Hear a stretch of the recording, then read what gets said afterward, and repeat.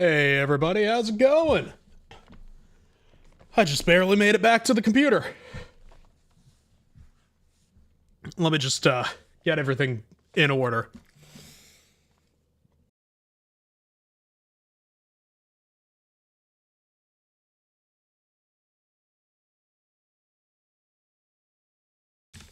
Okay.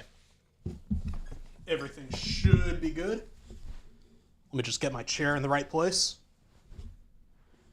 Literally stepped away, thinking, oh yeah, I have enough time to get back before the song ends. Nope. Massive mistake. Yeah, I'm doing alright, Karst. Kinda just been surviving the day, doing a lot of things. Okay. We got this. That's working.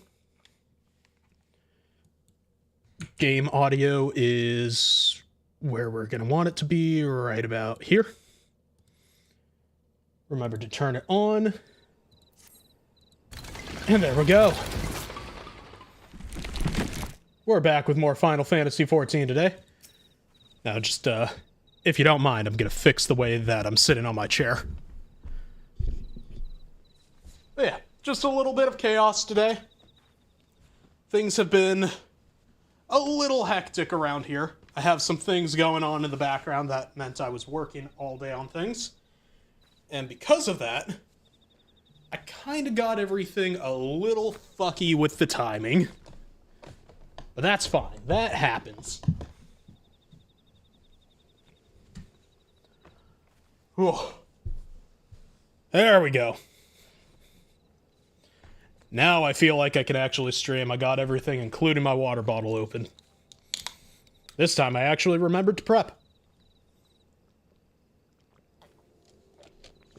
Get all my stuff together. Should go perfectly, right? Yeah, no. I forgot to account for how long eating takes. But, you know, I think everyone's done that at least once or twice. Luckily, my desk is now clean enough that, I actually could fit food on it. Let me just make sure that my eyes are working and open. Can you see me? Can I see you? Probably. Yeah, I see what you're doing there. I see what you got on your computer. Might want to close that tab. People are watching. Anyways, let's get back into our questing. So we just freed the kobolds from Titan. We dealt with the untempering of the tempered. That's a sentence. But yeah, we freed them from the grasp of a god. Well, false god, really, but still. Anyways. If I could befriend you all, then surely other kobolds can befriend men too. I'll do everything I can to help them. Facilitate, assist, help. You know what? Solid goal. Gabu is wise beyond his years. It's all very well leaders signing peace treaties, but it falls to individuals to bridge the gap.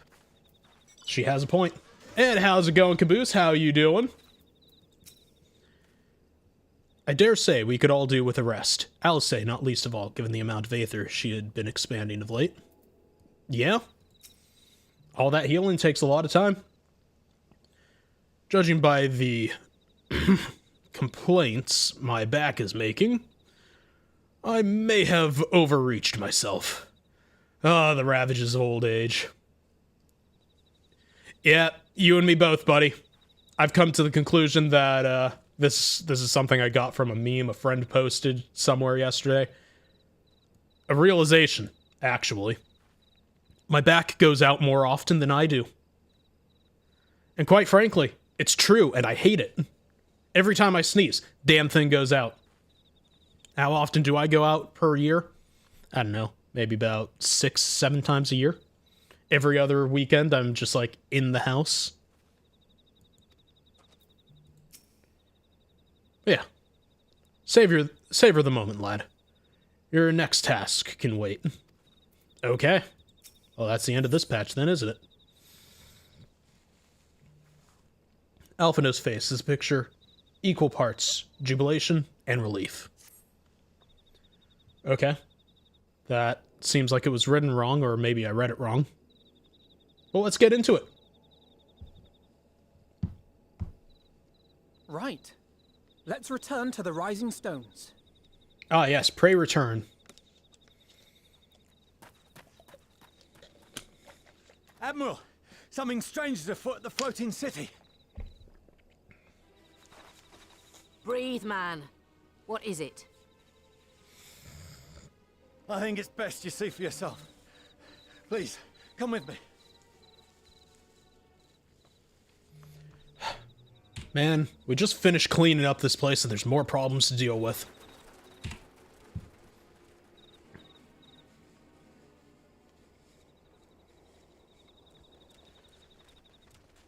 Well, renewing car insurance is always a pain, but hey, sounds like you didn't have to pay too much because you didn't, go that many miles. Or, I guess, kilometers. What in the world is that? What are you talking about, Alphino? Oh, yeah.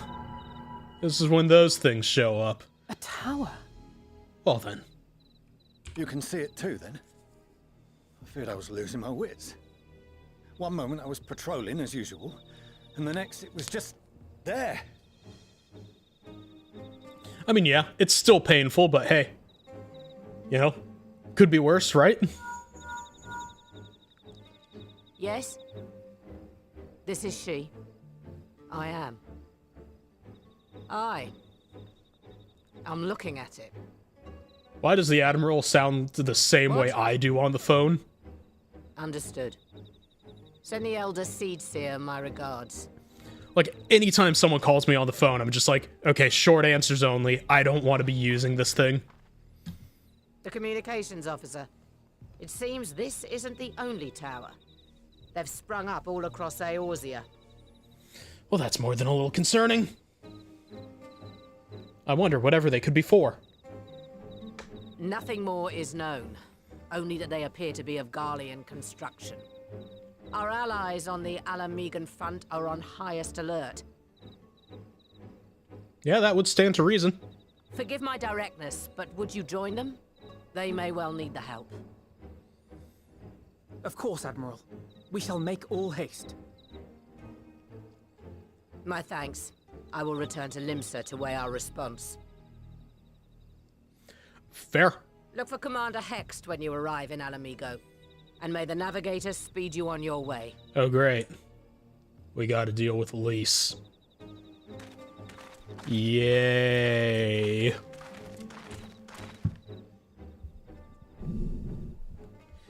Can you tell I'm excited to deal with Lise? How happy I am to see her again? I feel like we just got rid of her.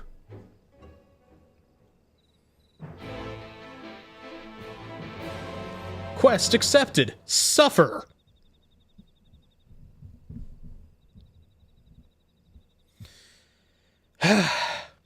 Guess we gotta go deal with her. It's not like we'll be introduced to anyone who's worse than her at any point in the future. Not at all. Well, time to go to the Alamegan Quarter.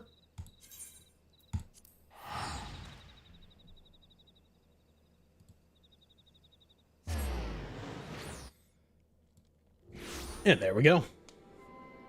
Who the fuck are you? Ah, right. You're not from around here. Can't imagine what you'd have to chat with... Sorry. Can't imagine what call you'd have to chat with me. But by all means, if you've got something to ask, ask away. I got nothing to ask. Stop talking to me.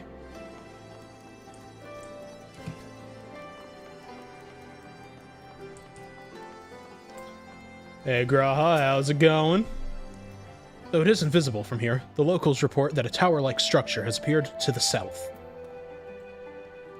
I wonder why it's not visible from here.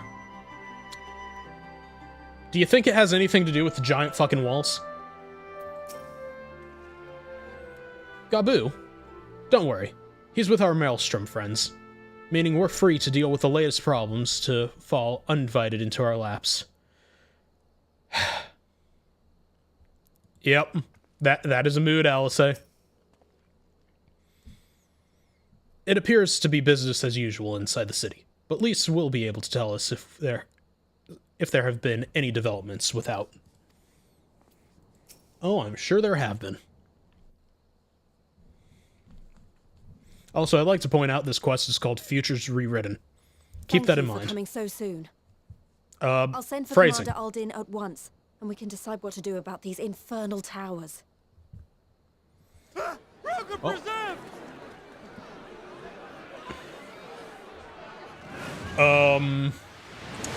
That doesn't look normal. It can't be. I think it is, Alphino. It might just be. The palace! After them! Time for panic.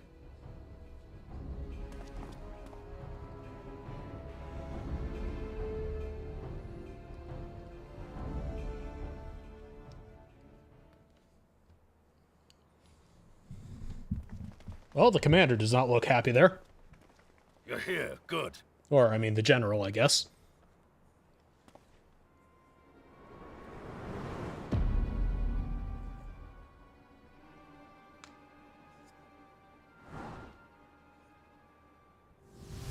I think his face was because of my boots. Or maybe because we're wearing the same thing, pretty much. Well, to be received by such an illustrious cast. Why? Even the hero of the piece is here. I feel quite starstruck. Well, he's going to become struck with a book in a few seconds. Asahi? His body, more like. You don't fool us. I do like how Alice always gets to the You point. saw straight through it. Anyone would think you dealt with Asians before. Okay, Permit let's me to see. introduce myself. I am Fandani, and may I say what a pleasure it is to finally make your acquaintance. So how long until she tries to stab him? You know what? The towers, what are they for? I don't give a shit about you, Fandaniel. My, straight to business is it? Suit yourself. It is my intention to recreate the final days. To which end I have distributed a collection of rather ingenious devices, or towers, which will, in time, give rise to the grandest of spectacles. I don't think I like the sound of that. The final days? But it was the Asians who labored to prevent them. Yeah, the good ones. You're quite right. Though I would expect no less from one responsible for eliminating my unsundered colleagues. Honestly, the three of them were obsessed with restoring the one true world. As a sovereign individual, however, I never had much interest in such things. I mean, why bother when you're just another sundered minion? Well then. I think somebody might be a little unstable here. Convinced by that argument, but thanks to you, I'm finally free of his incessant nagging. Free to use my powers as I see fit, to fulfill my heart's desire. Chat, I think we fucked up by killing the Unsundered first. And my heart's desire is to lay this half-broken world to waste, leaving nary a fleck of dust behind! What? Why would you want such a thing? Because I want wretched creatures who ask such meaningless questions to die! You! And you! And you! I want you all to die! And I What a want terrible to Clerks die impression. too. Oh, yes!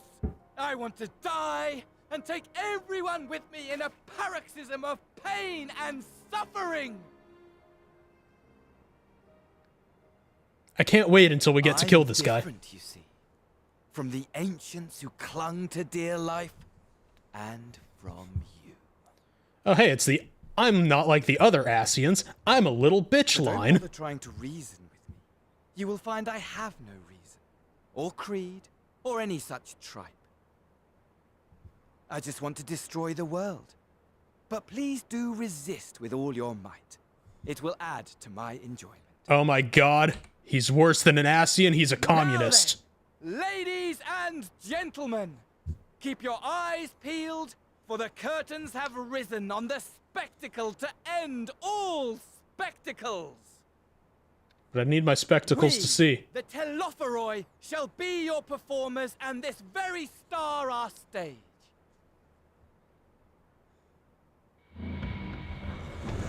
You know, he says we, but I'm only counting one.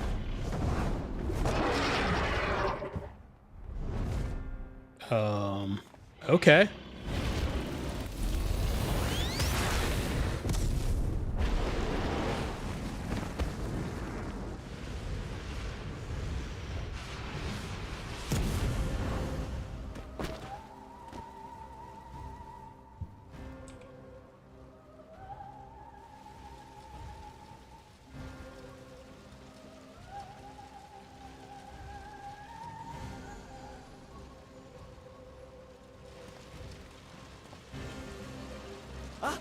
But I nearly forgot. I have a message for you. My esteemed patron, Lord Xenos, eagerly awaits you at the heart of the chaos. Ah, so Wily's gotta kill a bitch. I can do this. I wish only to destroy the world, he exists solely to relive a certain, transcendent moment with you. And it is for that reason he would reduce all to ash. A little excessive, but okay. Pray see to it his dreams do not go unfulfilled. For if you should disappoint him, my trusty companion here, whom I've dubbed Lunar Bahamut, will burn your cities and everyone in them. Well, that's lovely.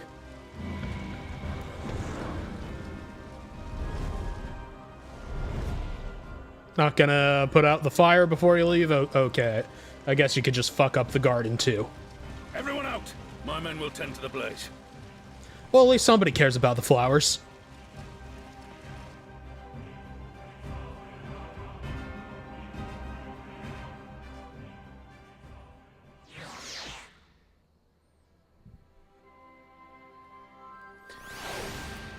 Okay. Graha, what's up, buddy? What part could these towers feasibly play in the Telophoroid's plans? Do you think? That is a weird place for a comma, and also, do I think? Sometimes. Depends on if I have the brain cell or not. I, for one, am at a loss. For now, we should bear word of these developments to the others.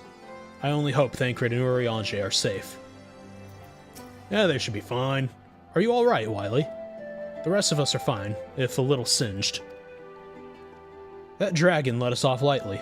Honestly, though, only a madman would choose the name Lunar Bahamut, which just about sums up Fandaniel, I suppose. Though our objectives are different, I can understand why Elidibus and his fellows acted as they did. But Fandaniel? It will take me some time to make sense of it all, if indeed there is any sense to be found. Well, usually there is sense to be found. Anyone who says they don't have any, reason or sense usually is lying. They're usually full of shit when they say something like that. Our scouts report that the Ascian and his dragon have fled Girabanya. It seems this was purely a social visit. I'd hate to see what business is then. Thank goodness everyone's safe. We've managed to put out the fire, though not quickly enough to save the gardens. God damn it! I was hoping we would save the flowers. That was quite a nice area. Raban, can I leave it to you to send word to the Alliance? I'm going to take a unit and investigate the tower. We need to find out what it's for. We'll go with you. No, you won't. You'll rest. From what the Admiral tells me, you're due some time off duty. Should we learn anything about the tower, we'll be sure to share it with you. Until then, I want you to rest. Very well. But if you need our help, don't hesitate, and take care, both of you.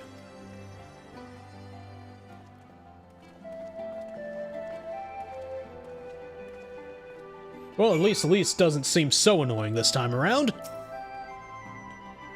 So you really did it. You found a cure for tempering. Oh, it makes me want to do something heroic right now. Speaking of which, I'd better get ready to set out for the tower. If an Ascian is on the prowl, it will not be long before we call on you and yours again. Rest now while you can. Okay. Aha! Wait, no. That's not what we need. Where the fuck are we going? Okay. Back to Revenant's Soul. Hi, I'm Wiley, and I can't read things that are right on the side of the screen right here. But that's fine. Me, forget things like turning off the chat blocker in the middle of a cutscene? Never. Never could happen. Anyways. Back to the Rising Stones. We must pray return as usual. Okay.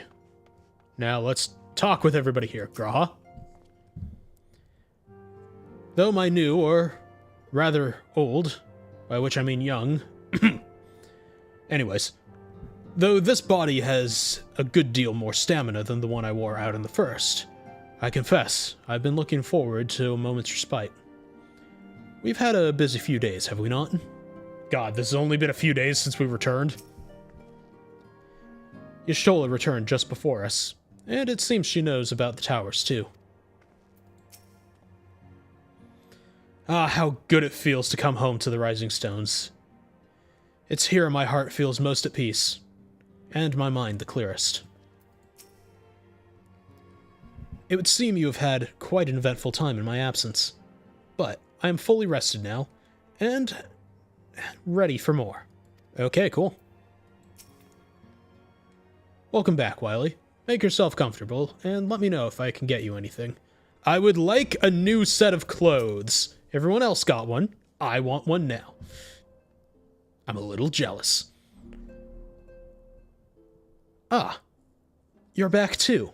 Good. We've received the reports from the Alliance. Since we're all here, perhaps those who bore witness to the events in Alamigo could treat the rest of us to a first-hand account? I guess. I mean, it's the least we can do.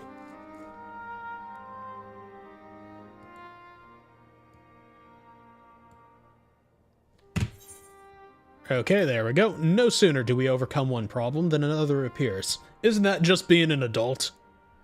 Anyways. It would all seem tediously predictable, but for the endless variety of our foes. This Fandaniel sounds even more unhinged than his patron. Oh hey, they use unhinged in this world too? Nice. Unhinged, perhaps, but no fool. For all his pantomime theatrics, he gave away little about his plot. We know only that he intends to recreate the final days, and that the towers will somehow facilitate this.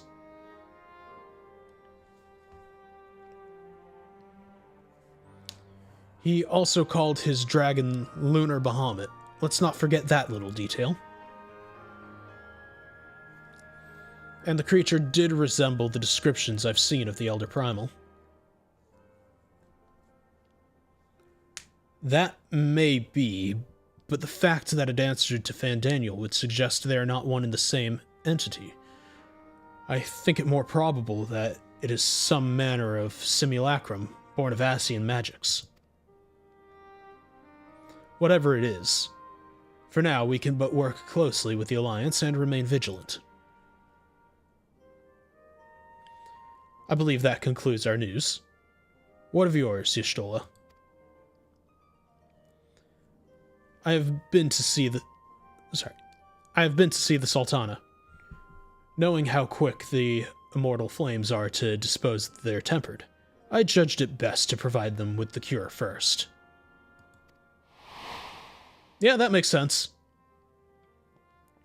As soon as I had sufficiently recovered, I traveled to Ul'dah and delivered the Porxies to Her Grace, along with detailed instructions on their use.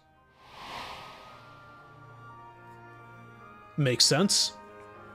Yet, my visit chanced to coincide with the arrival of some troubling tidings.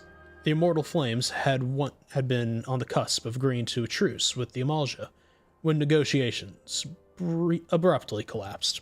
Okay. The Eorzea claimed that a number of their kind had been abducted, and that men are responsible. Not as known to the perpetrators yet, but the Immortal Flames went about investigating the abductions. They came upon one of Fandaniel's towers. Okay. On the subject of the towers, you may be interested to learn they are not an exclusively Eorzean phenomena. According to the Alliance, they have been sighted as far afield as Yangsha. Then it would seem reasonable to assume they are everywhere. We simply have not found them. Yeah, that sounds about right. Well, as you said yourself, we could do little for now, save remain vigilant. And since we are dealing with a dragon, ostensibly at least, I believe it would behoove us to enlist the aid of an authority on such foes. Estinian. Estinian? Just a moment. If he could be persuaded to lend us his lance, I would be the first to welcome it, but the truth is, we will struggle to even find him. You let me and Kryl worry about that. We'll sniff him out, no matter where he's hiding. If indeed he is hiding, we have ways of locating him regardless. So, if there are no objections, we shall depart at once.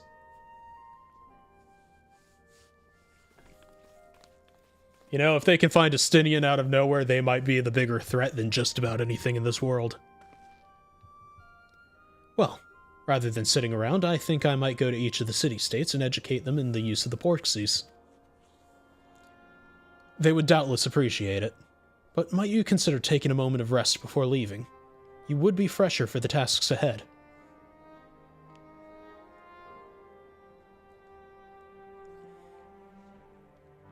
Well, my friend, our moment of triumph did not last long.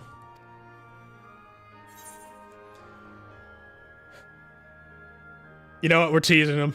We're doing this. Oh dear, are you not enjoying our adventure? Watch his face just go surprised. Ah, damn it. Come now, I didn't say that. While it may not be the most carefree experience, there is nothing in this world I would rather do than write a new future with you. A long future, mind. Whatever the Telophori might hope. We'll stop them. Won't we? Together. Yeah? I suppose we will. Kind of is our job.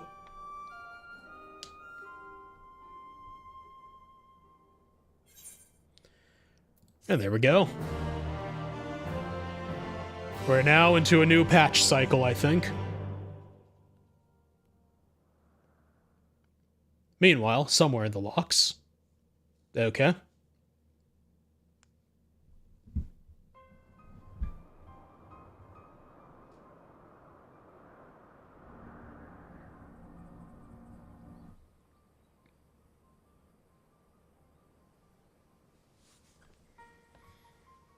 Scouts should have been back by now.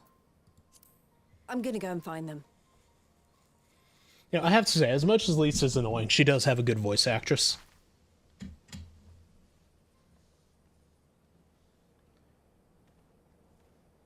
Oh, thank goodness for that. Well, that doesn't look good. Ah, great. Glory be. Glory be. Glory be what?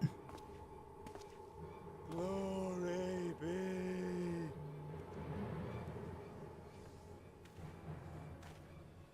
Glory be to Garlemald! Oh, then.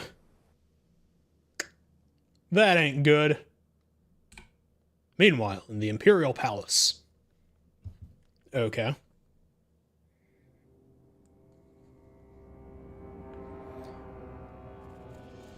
You'd think someone would learn to use the lights, but no. Nice armor, though.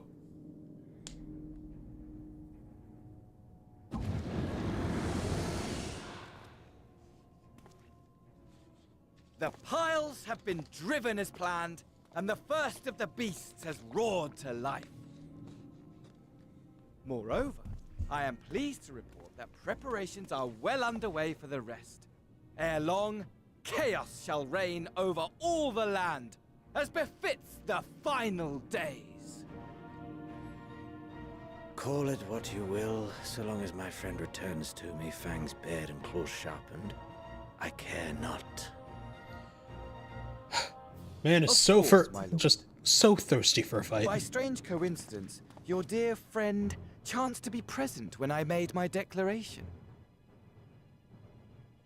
How I took the coincidental. liberty of informing him that you await his coming, though I confess I may have singed him a little in the process. Oh, bad choice of words, buddy. And why do you tell me this? Are you in such a hurry to die? Ah, my apologies.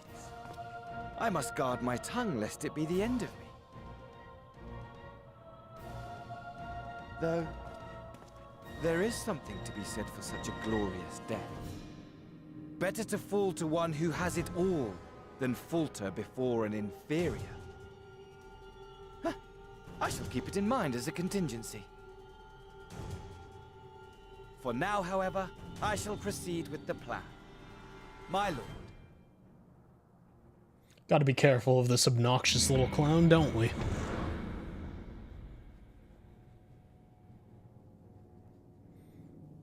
I must find myself a new weapon. One worthy of our long-awaited reunion.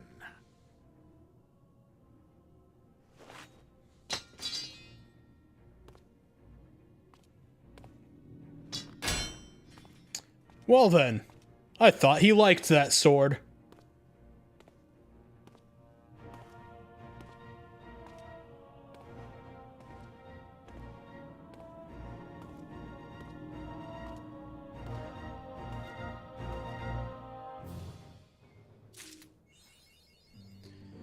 There we go.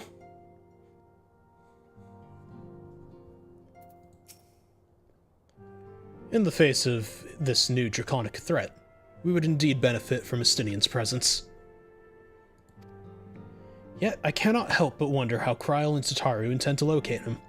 They certainly seemed confident, however. Speaking of, do we have anyone? No one of really any importance to talk to. So let's just talk to Eorzea. Eorzea is waiting patiently for the return of certain silence, not least of all, you. But of course.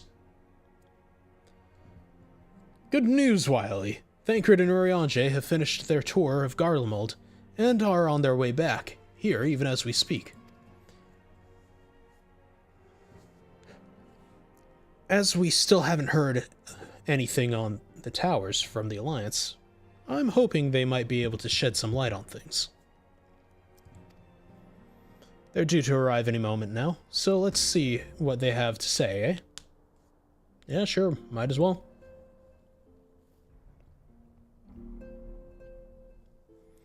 You know, with all the reading, it would be nice if my allergies could stop trying to kill me.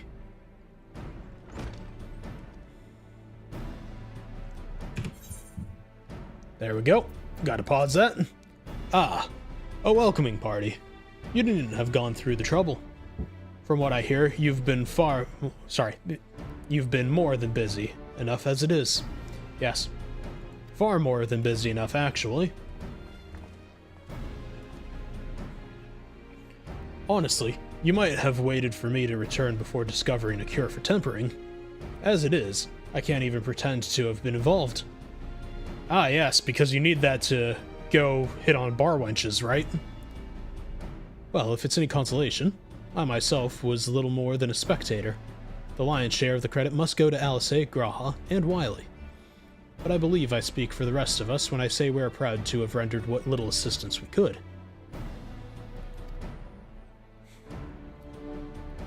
As you will also have heard, though, it hasn't all been tales of triumph. Just as we were taking a step towards finally addressing the primal threat, a pile of fresh problems landed in our lap.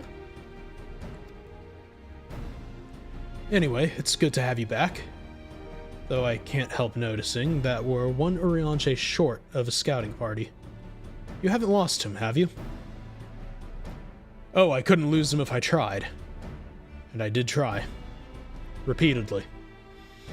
But no, he decided to linger in Alamigo to apprise Raban and the others of how the land lies in Garlemald. Then mayhap you would do the same for us. Indeed, it was just as Lee said. Worse, in fact. Devastation as far as the eye could see. Nerva and the Third, however, were notable by their absence. Might they have met their end at the hands of Xenos and Fandaniel? Perhaps. Or perhaps they simply lost the will to fight.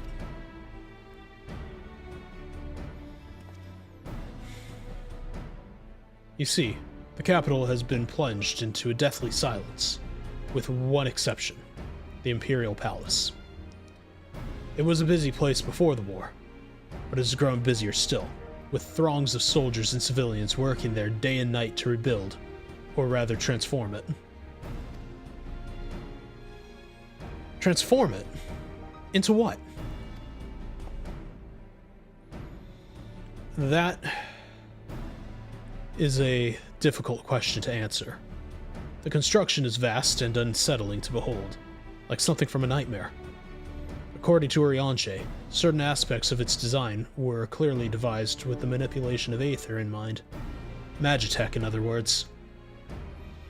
Yet, as unnerving as said edifice was, it was nothing next to the sight of its builders. They swarmed the place like so many insects, working with nary a word exchanged between them. No one overseeing construction, no one barking orders. It was as if they were possessed, or tempered. We wanted to investigate more closely, but given our suspicions, it seemed wiser not to take the risk. If Fandaniel could bind Bahamut to his will, might he have done the same to the people of Garlemald? Whatever the truth may be, this transformation is certain to prove valuable. You have our thanks. Well, be sure to save some for Eorzea. Which reminds me, I have a message from Alamigo. Raban is hosting a meeting to discuss the latest findings on the towers, and he requested our presence. Then why not leave that to us? You must be weary from your mission. No, I'm fine. Those towers have been on my mind since I first spied one on the way back. I'm keen to get to the bottom of this. In that case, I shall stay and begin to look into another matter, as I promised Kryl. We need not all attend. I think she just doesn't want to go to a meeting, which is totally understandable. Very well. I suggest the rest of us make our way to Alamigo forthwith. The sooner we leave, the more time we will have to speak with Eorzea before the meeting. Fair enough.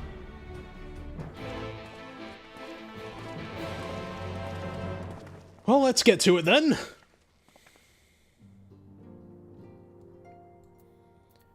But let's talk to Y'shtola first. If you're curious to know what I will be doing in your absence, let us speak of it another time. At present, Kryl and I have no more than a hypothesis. Okay then. Mysterious as ever. And now I'm off. Back to the locks. And hopefully we can find our way. This is one of the more confusing cities in the game, not gonna lie. I do have a slight disdain for the design here. I don't think they did it very well. But, you know, it is what it is. Wait, could we have gone that way? Maybe. Yes, I think we can. Or maybe not. Wait a minute. We can actually mount up in this city. There we go. That makes it easier. place is just so expansive. Which is a cool thing, but also at the same time, when you're trying to get around here, kind of sucks. But you know what? We'll take a shortcut. There we go. And how's it going, Graha? I wonder if there have been any developments regarding the Eorzea abductions. It can be no mere coincidence that the incidents began occurring just as the towers first appeared. Solid theory. Although I was only in Revenant's Toll a short while, I did manage to squeeze in a brief drink with Flamen. Spring water only. It being a flying visit. Fair enough. While we may safely assume that the Telophoroi are behind the works being carried out at the Imperial Palace, we can only guess at their purpose. The Royal Menagerie is still closed to civilians. Van Daniel and his pet are certainly left his mark.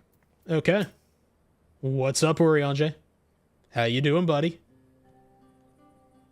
My friends, much and more have I heard of your travails in our absence. Heartened am I to see you all hale and whole. As are we to see you safely returned from your mission, Urianger. I trust Thancred made you feel welcome. Well, well, if it isn't Alphino and his merry band. Ah, who are you again? Arenvald. Whatever are you doing here? When we spoke via Link Pearl, you told me you'd be away on a mission. Well, it's nice of them to give us his name before he got here. And who's to say this isn't part of it? But enough about that. It's good to see you looking so... similar. I thought you'd grown a bit taller after the whole year in another world, but apparently not. Well, I am sorry to disappoint you. While my soul may be a year older, my body has hardly aged, as you are well aware. And may I remind you that we Elysian are known to be late bloomers, especially in terms of our height. Mark my words, the day will come when when even a great Aurochs such as yourself will crane your neck to meet my eye. We're gonna take a picture of that just to leave that in, you know, just kind of a memory. Maybe bring that up to the development team at some point.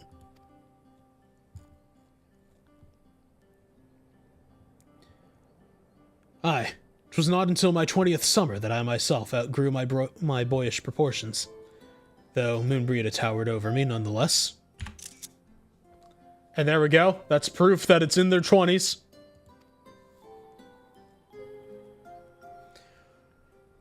Arenvald brings out the best in Alphino, doesn't he? They both seem so at ease in at each other's company. It's almost endearing.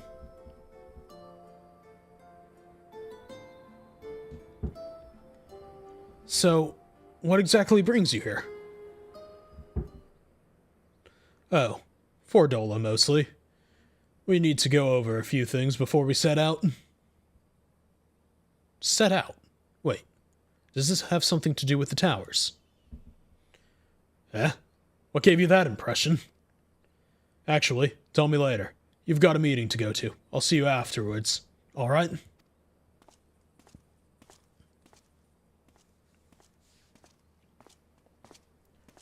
Well, that was a short encounter. If Fordola is going with him, that must mean... My apologies. As Arenvald rightly pointed out, we have a meeting to attend. Let us be about it. Yeah, I guess we can do that.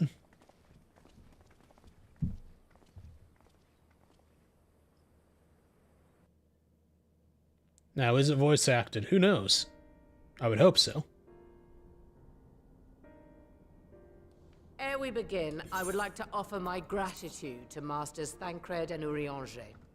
Tis no small feat to infiltrate the Imperial capital and live to tell the tale, much less in times of civil war. Thanks to them, we may plot our course in full knowledge of how the winds blow in Garlemald. Fair enough. Glad are we to have been of service.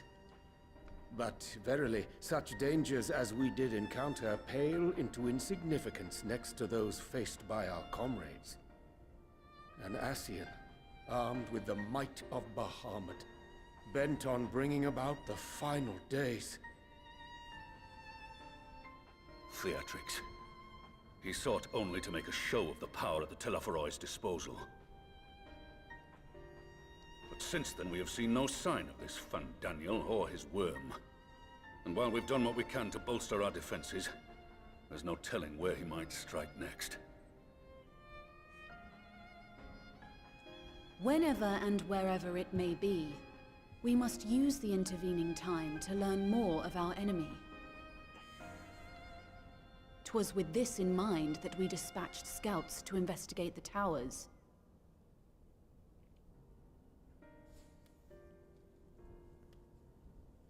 Our advance party took longer than expected to return.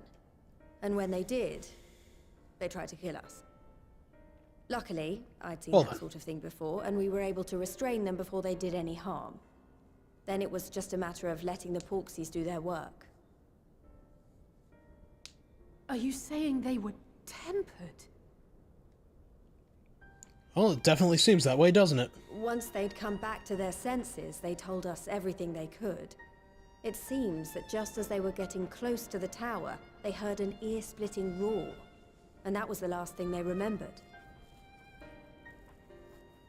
But what worries me most is what they were saying right before they attacked. Glory be to Garlemald. Yeah, that can't bode well.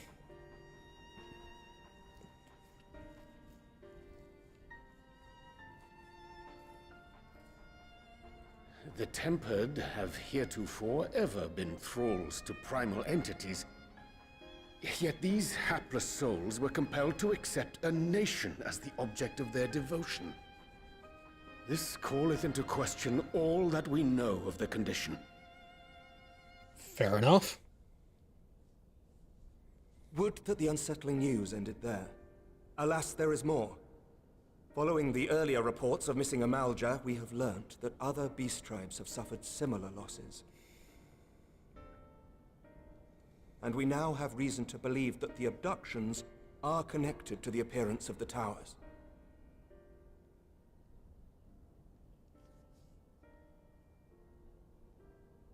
Our scouts sighted black-garbed figures leading shackled Ixal in the direction of the tower in Dravania. The Temple Knights were able to intercept them before they could reach their destination, liberating the Ixal and apprehending their captors, each of whom was found to be equipped with Garlean arms and armor. Well, that seems a little predictable. So the Empire is the common thread. With the support of Xenos, it seems likely that Fandaniel has rallied a faction of the splintered Garlean army to the banner of the Telophoroi. Lord Hien reached the same conclusion when I shared our findings with Doma. The plan had been to march on Garlemald from the east and west in order to force a peace treaty. But the situation has changed. Dealing with the threat of the towers must come first.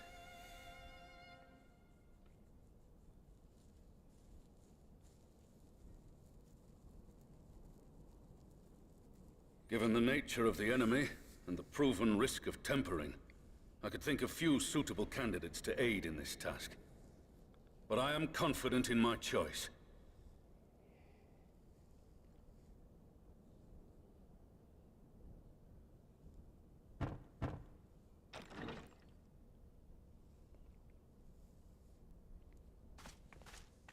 What? All right. Resistant to primal influence as they are, they can investigate the towers without fear of being turned.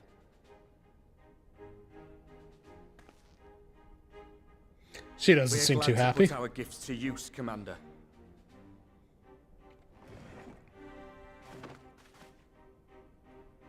Gifted or not, going behind enemy lines remains a perilous undertaking. But we must know more if we're to strike back at our foe. I'm counting on you. Fair if enough. it would give us the upper hand, I'd do it 100 times over. We won't let you down. That concludes the briefing. You two, make ready and join your escort. Well, Alphino does not seem happy about this. Are you certain about this, Arenvold?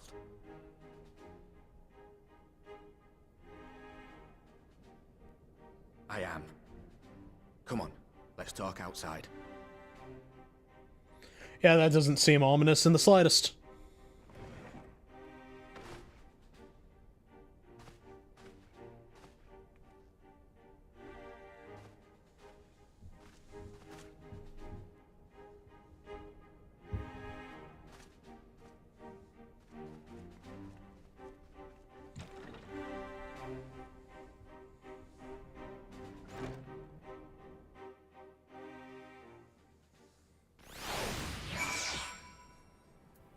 Okay, let's talk to Alphino real quick. I accept that numbers can prove a hindrance when infiltrating enemy territory, but to only send 2. If it's small talk you're after, look elsewhere. Rude.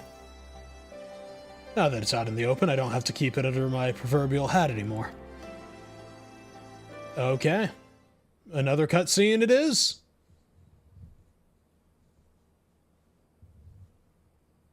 So you know, I've already gone through all the formalities at the Rising Stones. Made sure to inform Jamoldva and Vmar at Ralga's Reach as well. Well then. Arenvold, I admire your enthusiasm, but this is far more dangerous than anything you have done before.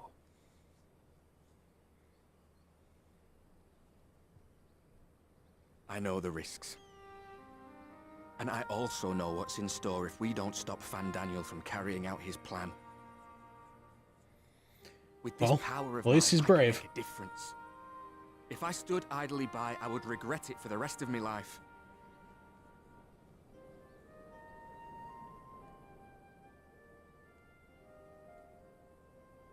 And you, Fudola? Is this what you want? What are you asking me for? It's not like I have any say in the matter. Don't pretend.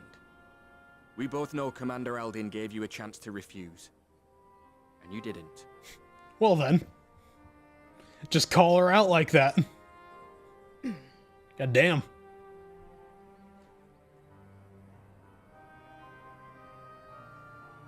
So the Empire's finished, is it? But that's what they're all saying. That the great and glorious Garlemald slit its own throat. And now, from out of its twitching carcass crawls the Telophoroi with bloody Xenos at its head! Yeah, that's gotta have some mixed emotions for her. I fought for Garlemald. Killed for Garlemald. What was I part of? I need to know. Whatever it is, I need to know. Fair enough.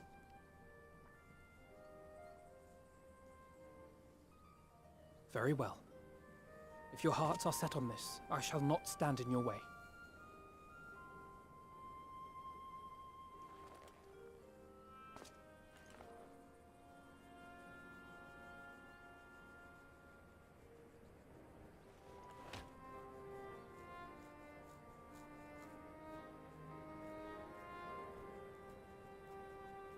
If you've finished with your touching display of camaraderie, I have a question. Which tower are you planning to investigate, exactly? Well then, Thancred. Well, the one in Girabani is said to be tightly guarded. It's patrol after patrol out there, apparently. We'd be spotted before we got anywhere near it. Which is why we've set our sights on the one in Pagalthan instead. There shouldn't be anything like as many Imperials to worry about down there. Even so, Makes sense. I doubt the local Amalja will look kindly on it if they catch you sneaking around in their territory. Fordola and I had a chance to learn the lie of the land in our previous forays there. We might still find trouble, but at least we won't lose our way. Well, that's a good way to go about it, at least.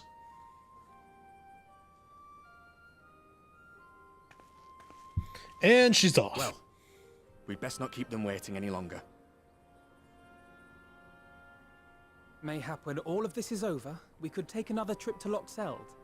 I would have you know I've become a rather capable swimmer since our last visit. Always got to find a way to bring that up, huh, Alphino? Ha! I'll believe that when I see it. Though, to be fair, getting into deep water does seem to be a scion's lot in life. Take care, eh?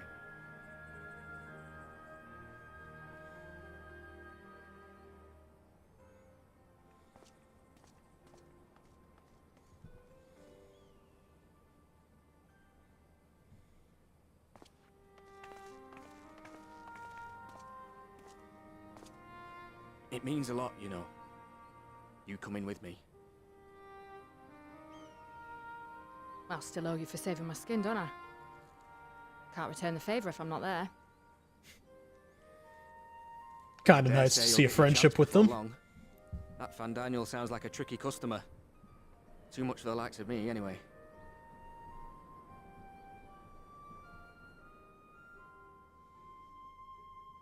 But we both know I'd just be another soldier if it weren't for my gift. And I need to be a damn sight more than that given what's coming. I realize I can't hold a candle to a hero like the Warrior of Light or Alphino, for that matter. He might look like he's 12, but he's seen more action than most people see in a lifetime. Well, damn.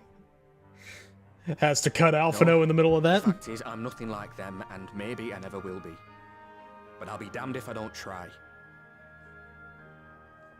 I mean, Alphino is significantly older than 12. They're counting on me. On us. So let's give it our all.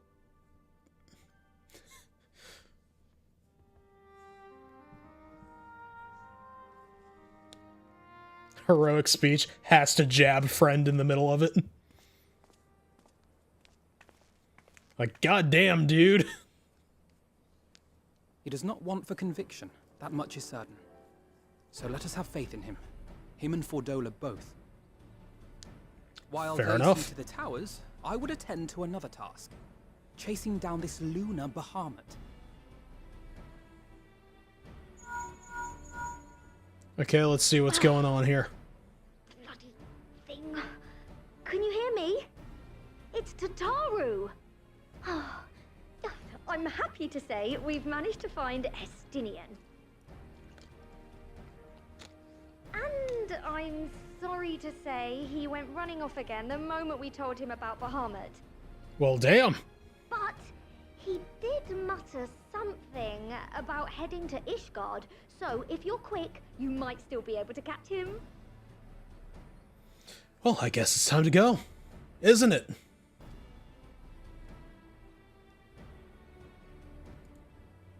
Even if we set out this instant, he may already have left by the time we arrive. Have her send the Bonanza to Ishgard. It may prove useful should we need to give chase. Fair enough.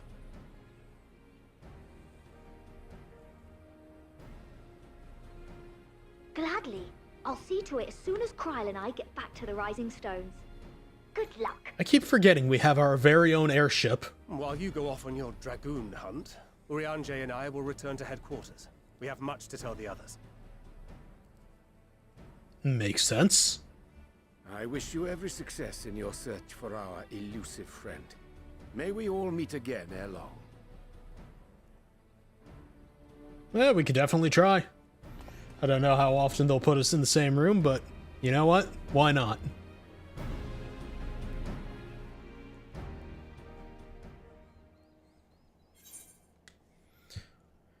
Okay, that's one more quest under the belt.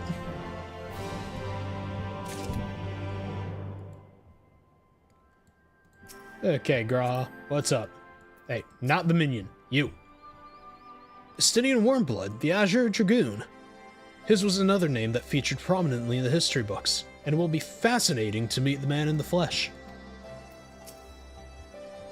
I get the impression Arnvald is a lot more apprehensive than he lets on. He will have been grateful Alphino was there to see him off. Fair enough. And with that, we are set for a break, so let's get some music, and, you know, we'll be back right after. Let me just go about finding some of that for you.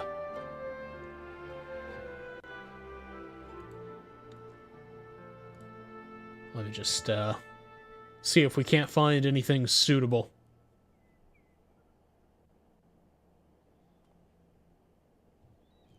You know what, this song's fun, and it's from the new raid, so we're going to be going with that one. I will be back in about 3 minutes. So get up, do what you need to do, and we will be right back.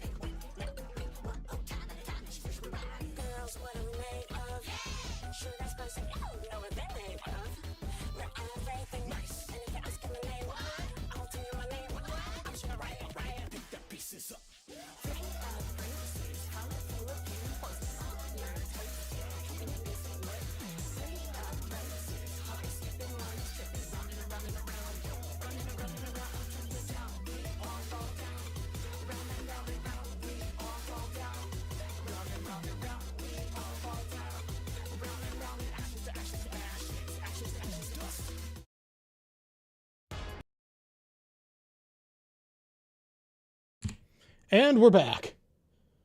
Sorry about that. Had to take care of a few things while I was on break. But we can get right back into things. So let's talk to Alphino. Alphino is keen to track down Estinian. Fair enough. So Estinian is bound for Ishgard. Whatever it is that brings him home, we must hope it will keep him there long enough for us to find him. Come, there's no time to lose. And thank you very much, Adonis. Much appreciated. Now let's head on over to Ishgard. We just have to hit that, go there, boom. Easy enough to find him, I would think. Just gotta look for the guy with the giant armor. Okay, where are our people? There's our people. Okay, Graha. I have only visited Ishgard once before, after the devastation of the 8th Umbral Calamity. To see the place in all its forgive me, in all its original glory, is a tantalizing prospect indeed. Ah, yes, it's time to ban something. Get the fuck out of here, bullshit-ass bot. Begone. Nobody likes your kind here.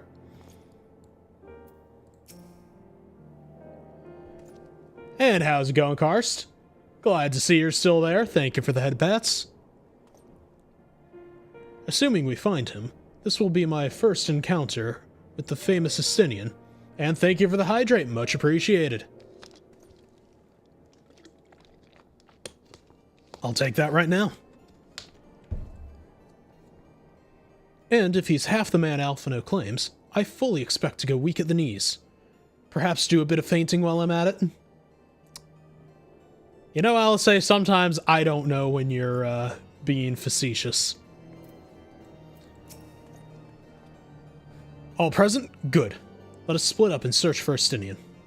Since we're relatively new to this place, Graha and I will look around the open spaces, the squares and markets and whatnot. You and Wily can delve into the nooks and crannies. Very well. Let us reconvene at the airship landing later. With or without Estinian. Good luck. That is a lot of head pat emotes. Those are absolutely adorable.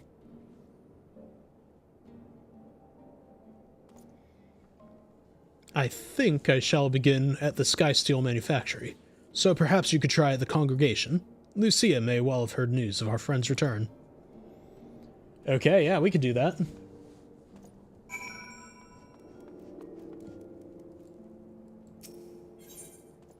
Okay, we go there, we hit this, and the Congregation will be closer to the Forgotten Knight. Perfect. We go to the bar, we find out that we have to go back to work. And run past our buddy, Firm Albert. I know it's probably Firmalbert, but still. There's also a Handy Loop there. It's probably Handle Loop, but still. And let's see what's up with Lucia. Good evening to you, Warrior of Light. Lord Amaric sent word that you would be attending the meeting in Alamigo, so I gather you have not come in search of him. To what then do we owe the pleasure of your visit? And have a good lurk. I see.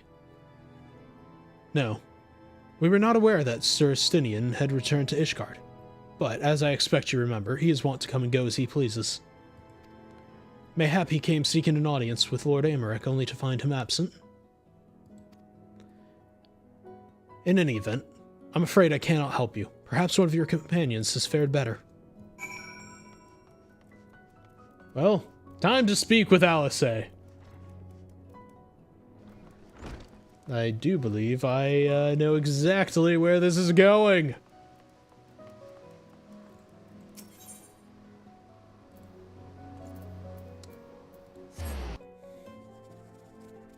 Pretty sure I remember this one. I will just stay silent the whole damn time. At least as much as I'm capable. Yep, we just gotta run down this way if I'm not mistaken. Yep, there we are. First, we better check in with Graha. How you doing, buddy? Sir Stinian is every bit as elusive as Urianger suggested. Fair enough.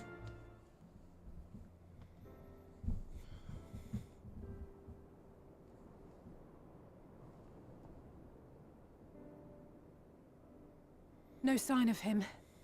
Not that I've ever met him before, but the way Alphino goes on about him, I'm fairly sure I could pick him out in a crowd.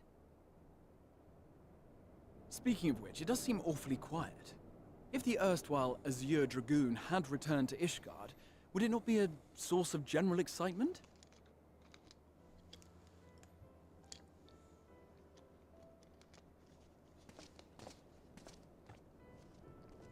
First the Scion's Coinkeeper, and now you. I'm beginning to think these meetings are more than mere coincidence.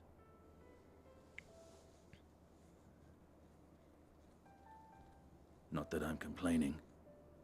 It's been too long. Too long?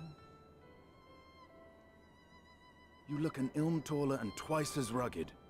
It suits you, Alphino. Oh. He just gave her the red Alphino treatment. Well. Quieter, though. Time for panic. You've been giving him lessons on how to be the strong, silent type.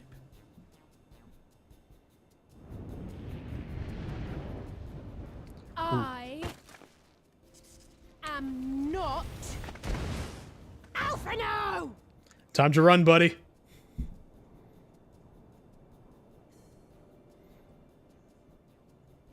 If the two of you are such firm friends, perhaps you should remember what he looks like. And what do you mean, rugged? Ugh! Had my brother mentioned what an oaf you are, I'd never have bothered looking for you in the first place. Well, it seems like somebody hurt her pride. Estinian Wormblood, the Azure Dragoon. He who fought and felled the dread worm Nidhogg at the Warrior of Light's side. To think the day would come when I should see this living legend with my own eyes. Okay, calm down there, fanboy. He has no idea what you've been through. Would someone mind explaining what is going on? Normal reaction? Is everything all right? I thought I heard Alize shouting.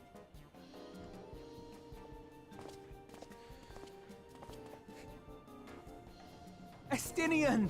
It's been too long. Ah, the same greeting.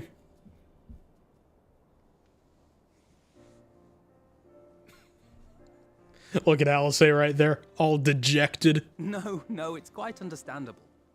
That was hardly the first time we've been confused for one another. Nor, I suspect, will it be the last.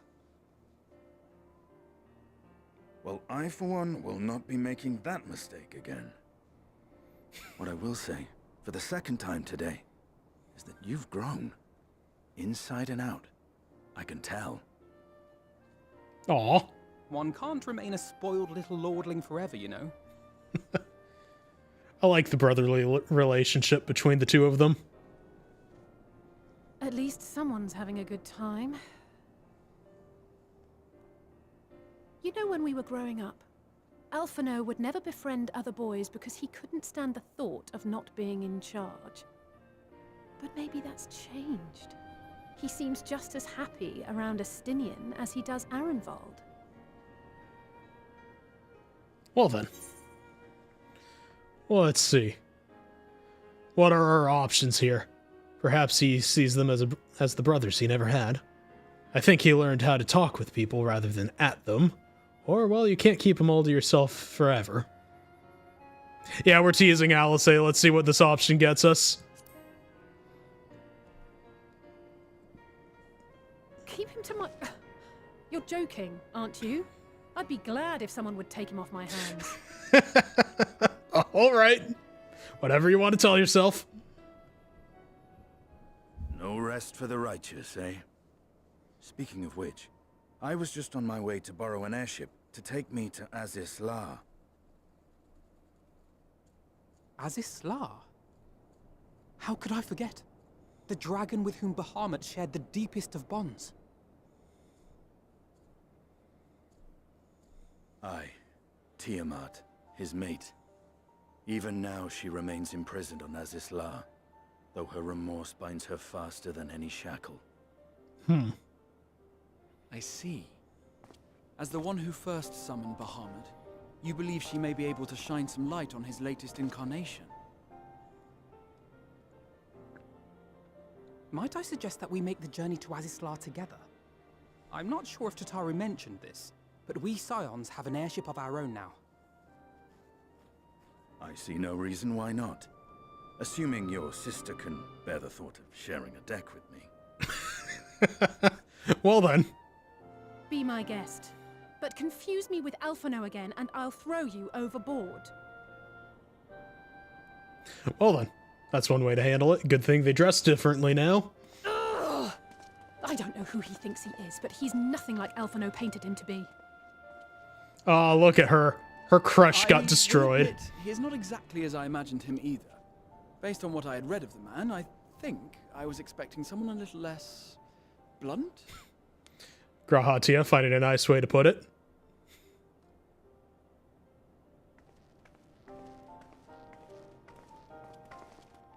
And how's it going, Hex? How you doing? Just came in at the tail end of what is probably Shadowbringers' best cutscene. Let's see, what does Alice have to say? Not to complain, but I didn't expect to find myself here again quite so soon. So this is the Delta Quadrant, where countless dragons yet lie imprisoned. The great Tiamat among them. Tiamat summoned Bahamut once before. She may have again, willfully or no. Well, time to find out.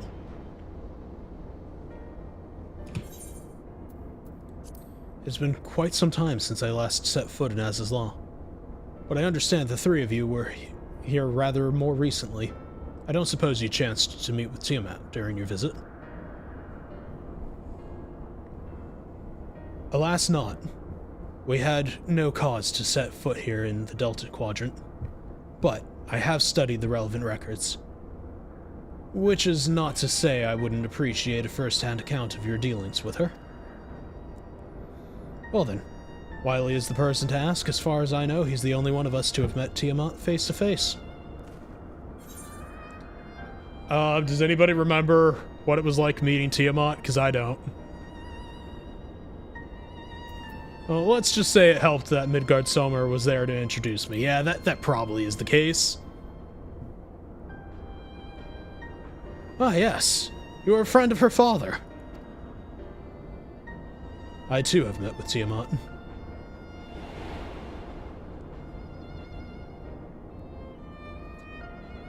After the Dragon Song War came to a close, I came here to speak with her, a worm who had fought her own war against man in another age.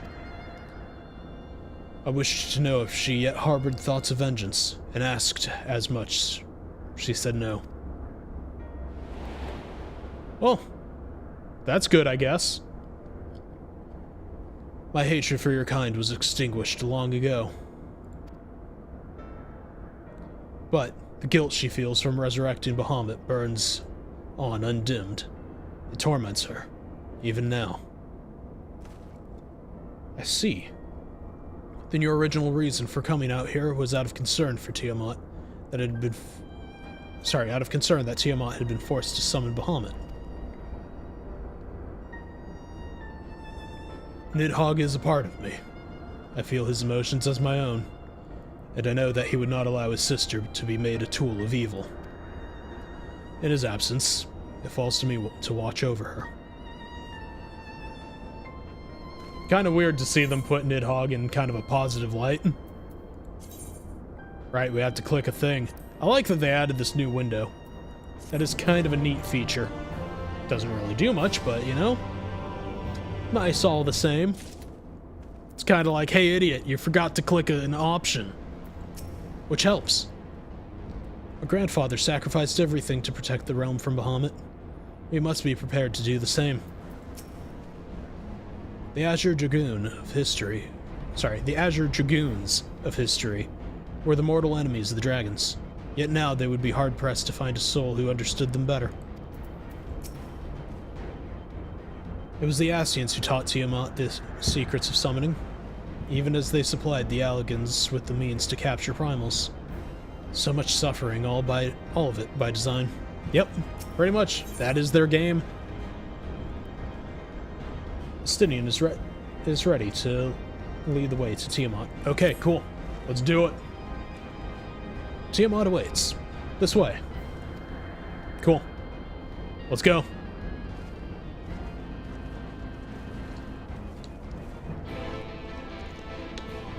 Not gonna lie, I'm kind of surprised by just how much of this has been cutscenes. And remember, we have to give Torgal the all-important head pats. You know, he is a good boy. So it's kind of a crime if we forget. And I do believe we need to be over here.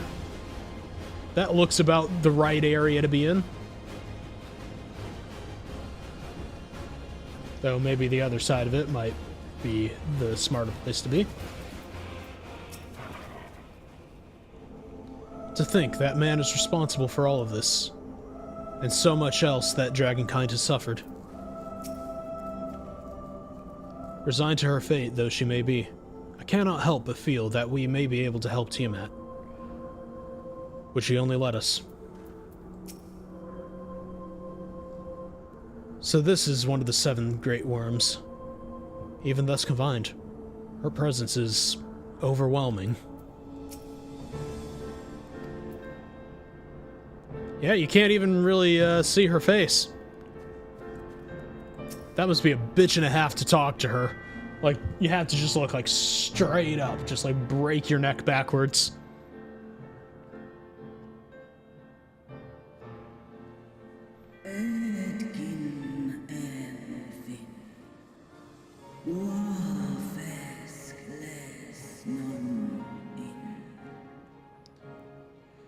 My sire's mortal companion, what bringeth thee back to this forsaken place, child of man? I always forget that they have their own dragon language until we have to wait for it. It's plain she knows naught of recent events. Perhaps you should enlighten her. Yeah, probably not a bad idea. You know, sometimes Justinian knows what to do.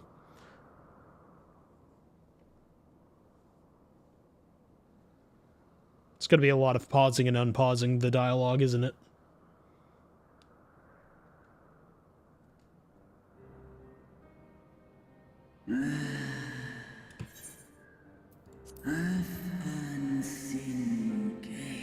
Yeah, I think I'm just going to not have it auto.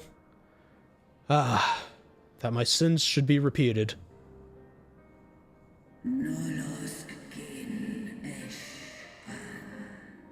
I sensed not the faintest stirring.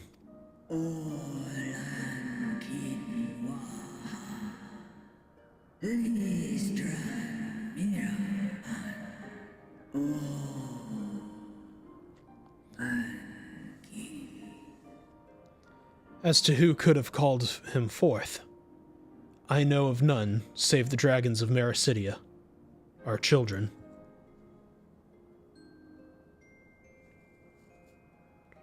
That's a little concerning.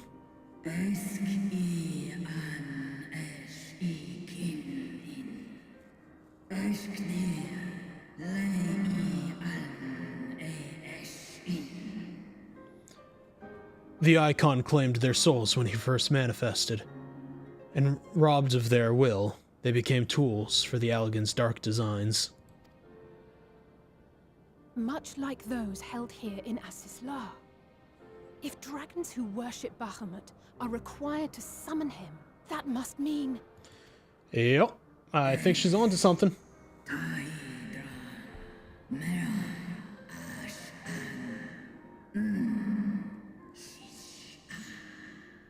Yes, the dragons of Mericidia are at the mercy of the Ascian. There could be no other explanation.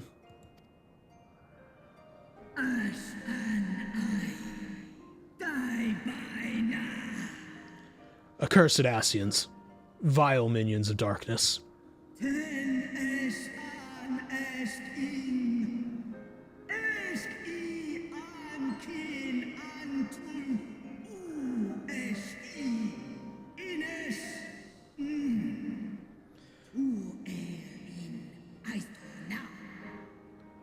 Again, you would profane the memory of my beloved and strip our children of their freedom, their dignity. Are there no depths to which you will not stoop?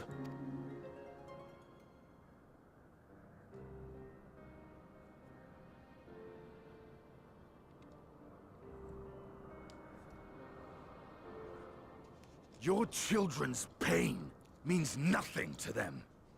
They laugh at your kind suffering. But tears will not right this wrong, nor will lamentation see the perpetrators punished. Harsh, but fair.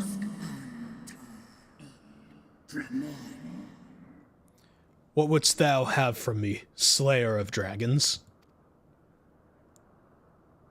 Behavior befitting a great worm. Well then, he just called her right out, didn't he? We came here to ask mighty Tiamat of the First Brood, consort of Bahamut, mother of the dragons of Mericidia, what she intends to do about the crimes committed against her children.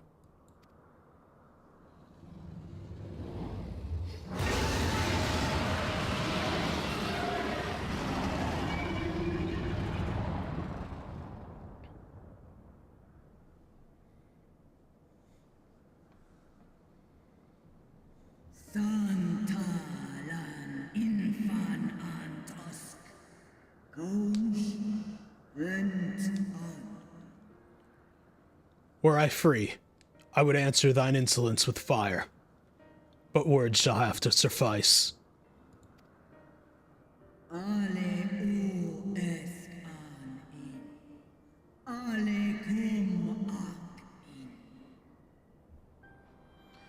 Recall, mortals, that it was I who did first summon my beloved, praying with all my being to bring him forth. You, who contend with icons, can not well be ignorant of the consequence. I'd like to point out that Estinian just straight up looked her dead in the eye and just went, "So? You gotta stop being a little bitch?" Like, I know he's the Slayer of Dragons, but come on, that still has to take some balls. You two were exposed to his influence. That you are yet in possession of your own will is testament to the indomitable strength of your soul. But were you to meet with Bahamut again, you fear you might succumb.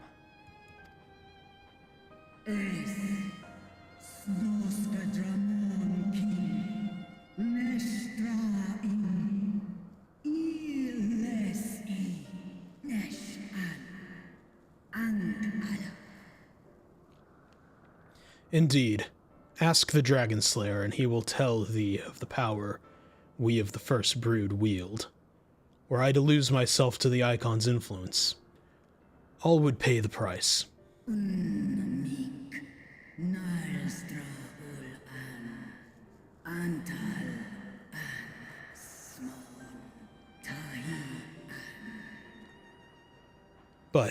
it is of little matter, for even had I the strength to resist, I yet lack the strength to break my shackles. This prison shall be my tomb. Yeah, Stinian's just like, yeah, fuck that shit.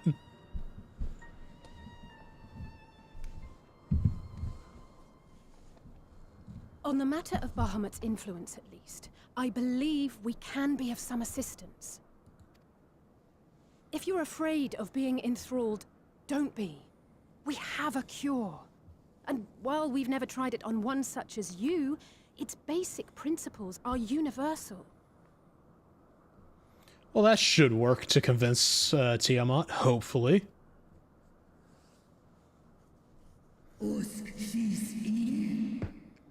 Speakest thou in earnest?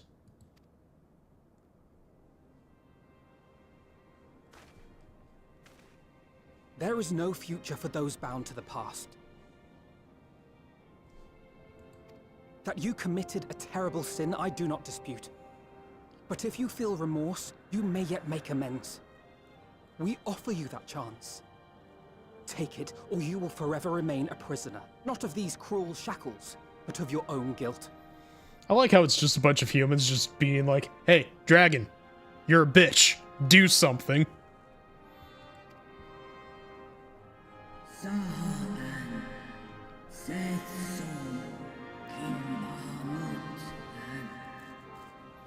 A chance to make amends.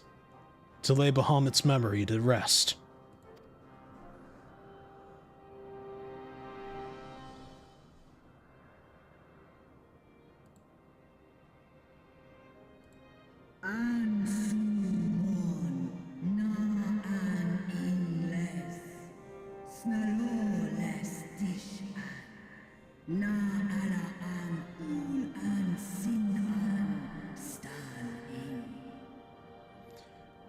When our own star faced annihilation, Hydaelyn granted us sanctuary, and now your foes would bring about her destruction. This I cannot allow, for the debt I owe to Hydaelyn, and to all who have suffered for my sins. I shall fight with you, children of man.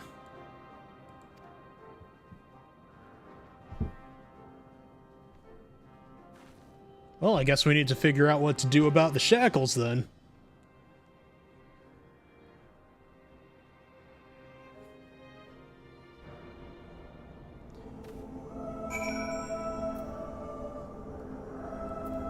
Okay, Alice, what's up?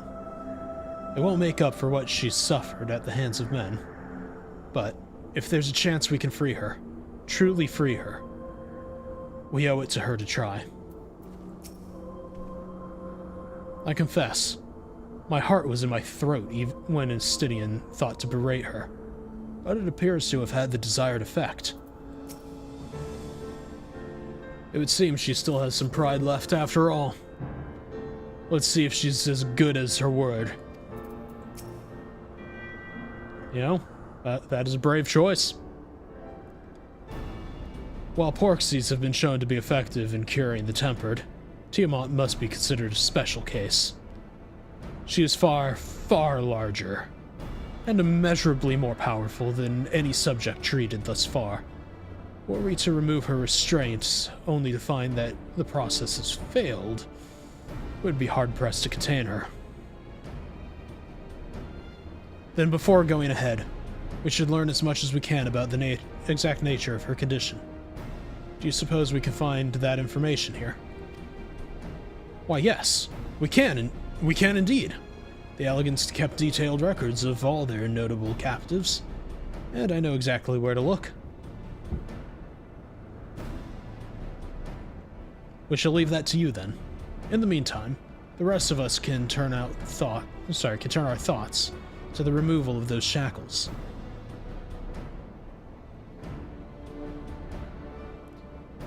I know Alphino and Wily here well enough, but not you. Are you certain you're ready to see this through? Rest assured, Sir Stinian, that I am both ready and willing to give my all for the sake of this star. Though, that is not my only reason for wanting to set Tiamat free.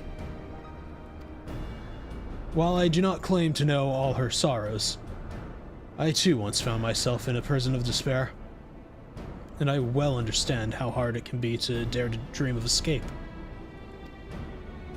It took the encouragement of braver souls than I to make me take the first step towards a brighter future, and now I would help Tiamat do the same.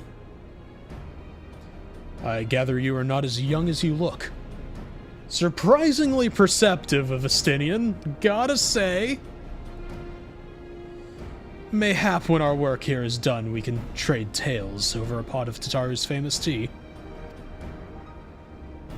And be indebted to her for the leaves and hot water? I think not. Ah, I see. Returning swiftly to the task at hand, then. I believe the nodes governing Tiamat's restraints are located in the sector known as the flagship. Ah, yes, we are familiar with it. The Etherochemical Research Facility in particular. Oh, you may wish to take this. A spirit vessel containing a small amount of my blood.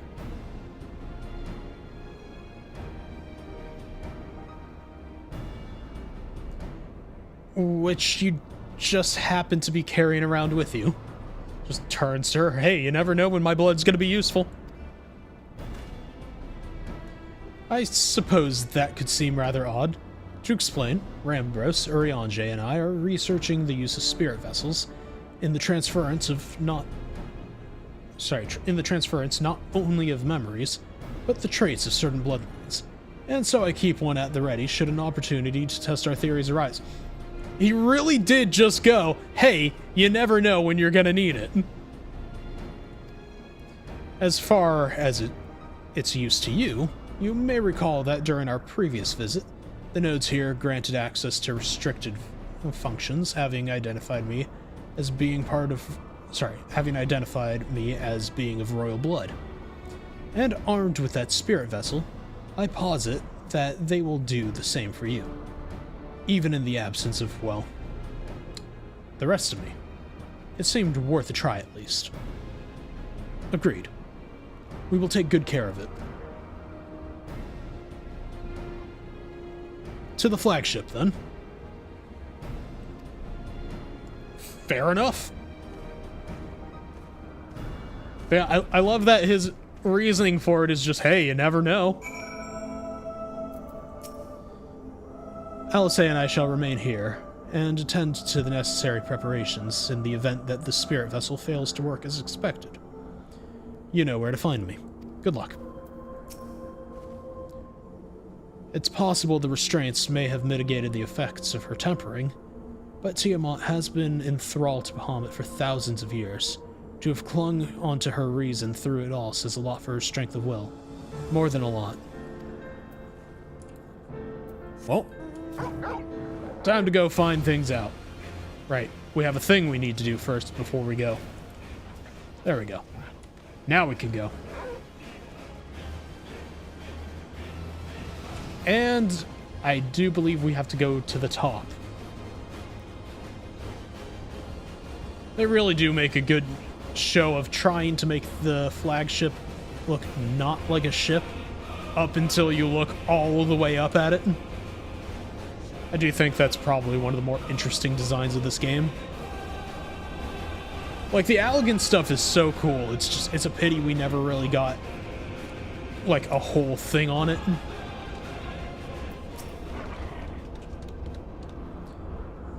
I would rather leave these Allegan contraptions to you and Alphino. Makes sense. Let us split up and search the flagship for the node that contains Tiamat's restraints. But, should you find a likely candidate, do not be tempted to make any adjustments. It would not do to accidentally release some manner of experimental monstrosity, nor less Tiamat herself in her current state. Our objective at this stage is simply to identify the relevant node or nodes. Once we have learned what we can, we should reconvene and compare our notes prior to proceeding.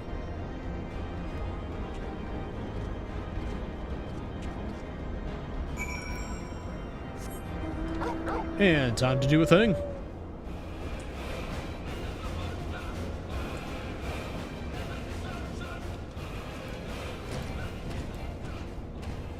Gotta pet the pup, though. And talk to Estini. How's it going, buddy? These nodes, or whatever you call them, why do they quiver so? Interesting question. I can't say I have an answer.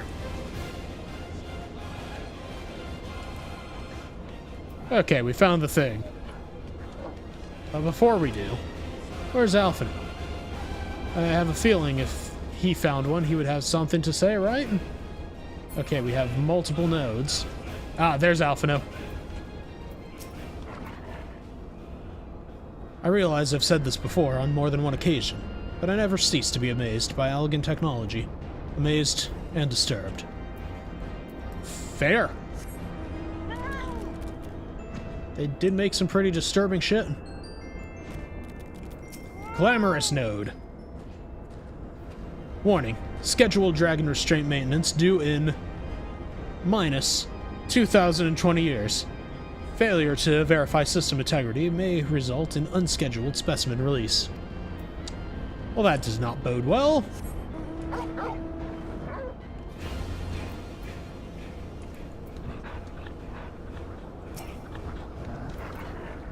Okay, let's see. Data link with the Delta Quadrant broken. Possible cause, intruder interference. Advised deployment of automated combat units. Proceed. Excuse me? Well, there goes my ankles. Friction between metallic components detected. Temperature increasing to critical levels. Please replace damaged parts or retreat to a safe distance. Well, that's lovely. I feel like our friends might be in a slight amount of danger. Yeah, just ever so slight. Okay, Estenian, what about you? Find anything? Infernal things. One of them sent a swarm of mechanical vilekin to plague me. I must have angered it. I'm afraid Estenian and I have little to show for our efforts. Did you find anything? Let's see. Yes, a node which smelt like burnt hair. Gross. Yes, a chirping node which spontaneously warned me about neglecting the dragon restraints. I found a way to activate mechanical sentries if that helps, and no. Dragon restraints. That seems like the right one. Spontaneously, you say? Well, that does sound pretty promising. Almost suspiciously so, in fact. But then you were in possession of the spirit vessel. I dare say it is indeed the node of which Graha spoke. And it was chirping, you say? Very well. Let's take a closer look. Okay. I suppose we can do that.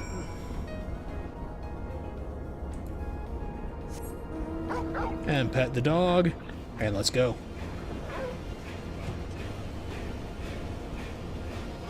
It's gonna be this one up here, right? We're down here, I guess? Okay. As I suspected, the node will not will not acknowledge my authority to issue it instructions. How did the Elegants tell these godforsaken things apart? Fair. Do you wish to operate the dragon restraint mechanisms? You do not have the requisite access privileges. Operation of the dragon restraint mechanisms may only be undertaken by the chief technologist and members of the royal family. Or those with a vessel full of royal blood, perhaps? Just fucking shove the blood into the computer, why not? Just jam it in there, short circuit it.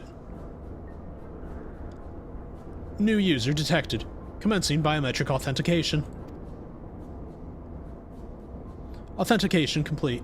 User identified as member of the royal family. Please state your name.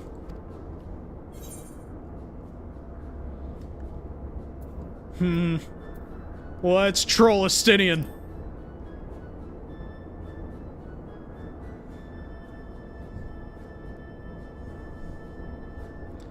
Very funny. But if that thing speaks my name, I shall see that it never speaks again. Use your own, Wily. In case you... Sorry, use your own. Wily's buns, in case you've forgotten it. Username changed. Welcome, Wily's buns. You may operate the dragon restraint mechanism when ready.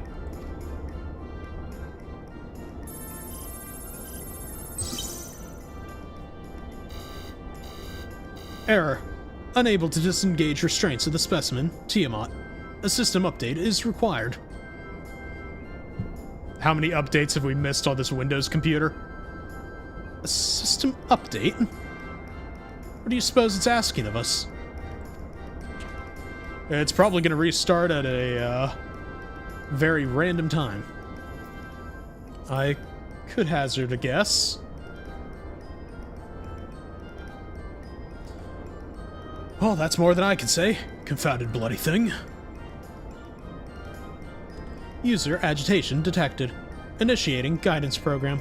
In order to operate the restraint mechanism, I require to access the central control system. However, I am unable to establish a link between said system due to the obsolescence of my own software. This issue can be resolved by applying a system update using the corresponding terminal located within the flagship. So, this thing can... Sorry, so can this thing release the restraints or not? It can, but only once it has received the requisite system update, as far as I can tell. Until which time it'll float there spewing more nonsense. User dissatisfaction detected. Initiating placation protocols. I am here to help. Rest assured that I will be on hand to guide you through every step of the system update process. How gratifying. But I dare say we will fare better with guidance. Sorry, with guidance than without it. Indeed. Verily, we must go on.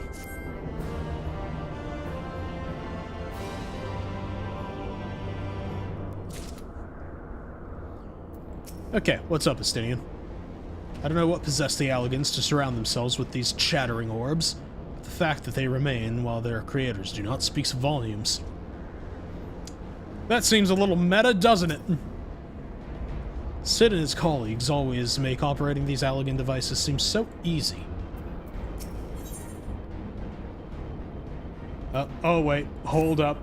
We are being hit with an ad break, so I will be right back. Just give me 3 minutes.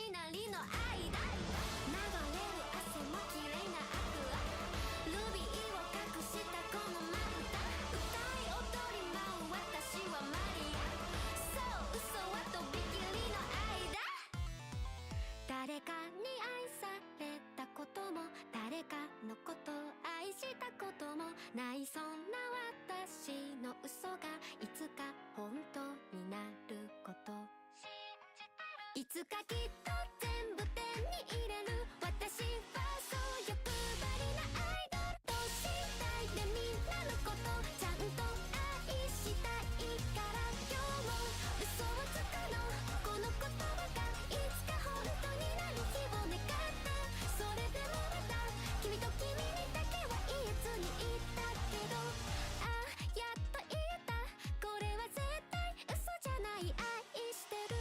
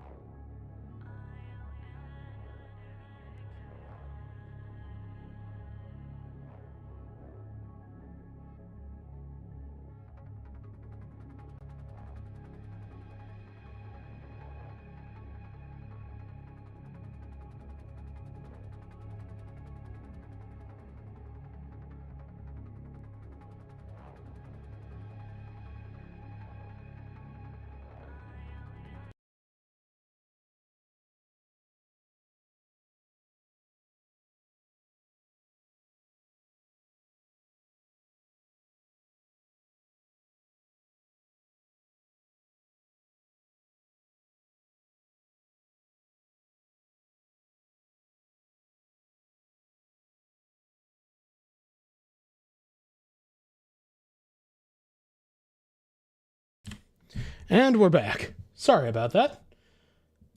Took a little while to get back here, but here we are. How y'all doing? How's everyone feeling?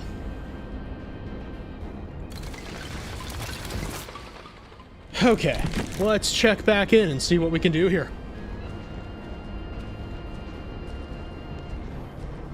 We're now to continue on with something, and I hope we're getting towards some actual gameplay. There's just been a fuck ton of cutscenes so far. The restrainment node stands poised to lend a hand, figuratively speaking. Guiding user to terminal. This way, please. Alright, let's get on with it!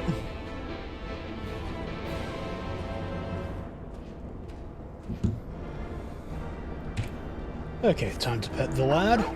There we go. That's a good boy. And we're off.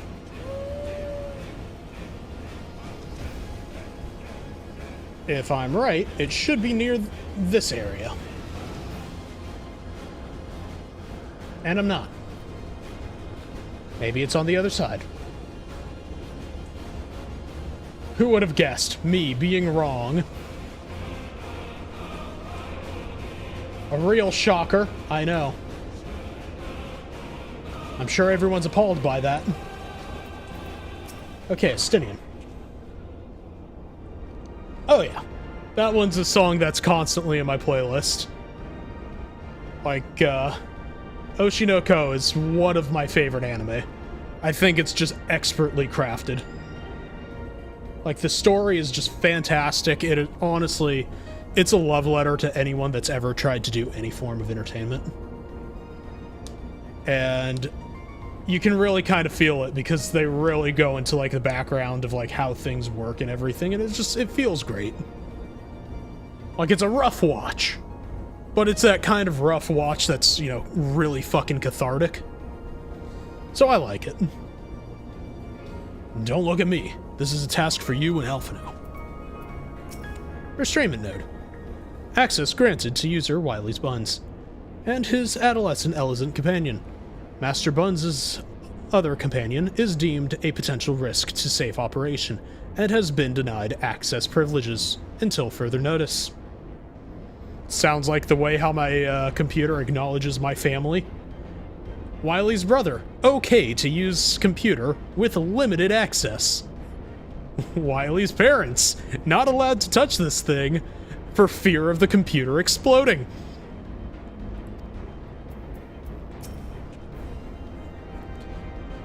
This terminal appears to be similar to the one we encountered when we first set foot here. Let us hope it will be equally as helpful. Time to find out.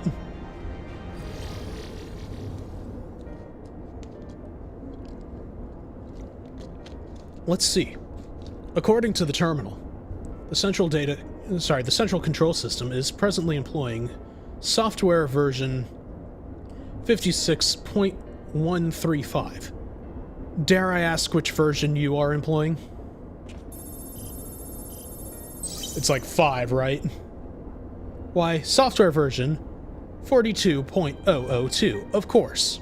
Warning, errors detected in the data management system. Estimated time required for update, 5 years, 1 day. Well, we're fucked. That is rather longer than we were hoping. Are there any other options? For instance, using this terminal to operate Tiamat's restraints instead? The proposed method is indeed an option. Please be warned, however, the procedure may have changed as a result of the system update. My instructions may no longer be accurate. Well, I can't imagine it will have changed all that much. As long as we pay due attention to any discrepancies, I dare say we shall be able to muddle our way through. Don't bother trying to explain. Just tell me if we've made any progress. I would say so, yes. It does. However, require that I remain here to operate the terminal. I shall inform you via link pearl once I am ready to release the shackles. It might be best if you left the spirit vessel with me. I may yet have use for it. Rest assured, I will be certain to return to Grahatia once this is over.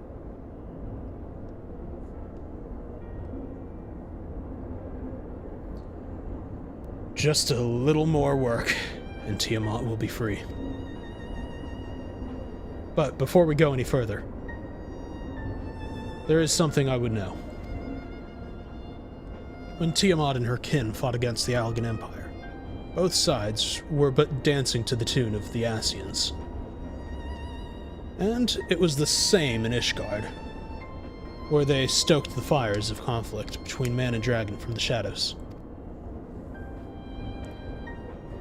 All that the Ascians touch turned to ash, and thus have you made it your mission to fight them. But there have been times when you tried to reach out to them instead, to find common ground. And so I must ask, what do you intend to do with Fandaniel? Will you try to reach out to him too? Enemy or no, I want to understand him. Yes, I will try, and if that fails, I'll remember him. Certainly. After I've wiped a smile off his face, I think we'll go with that one. Fuck that guy.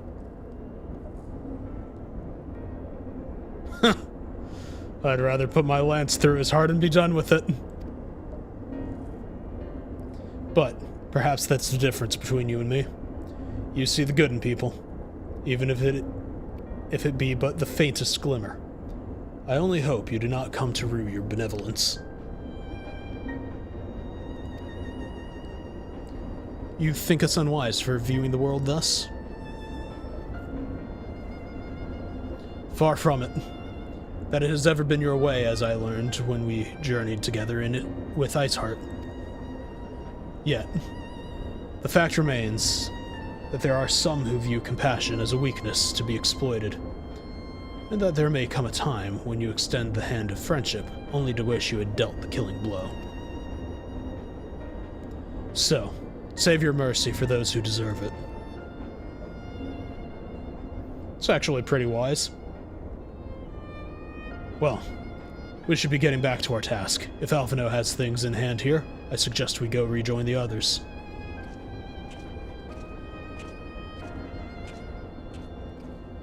And so we shall.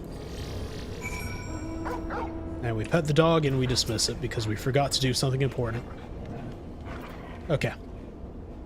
I cannot deny the logic in Justinian's argument.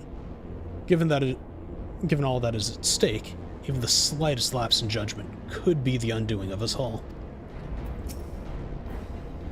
Warning. Releasing dragon restraints may result in specimen loss, damage to facilities, and incineration of staff. Well, that doesn't sound too severe. And off we go!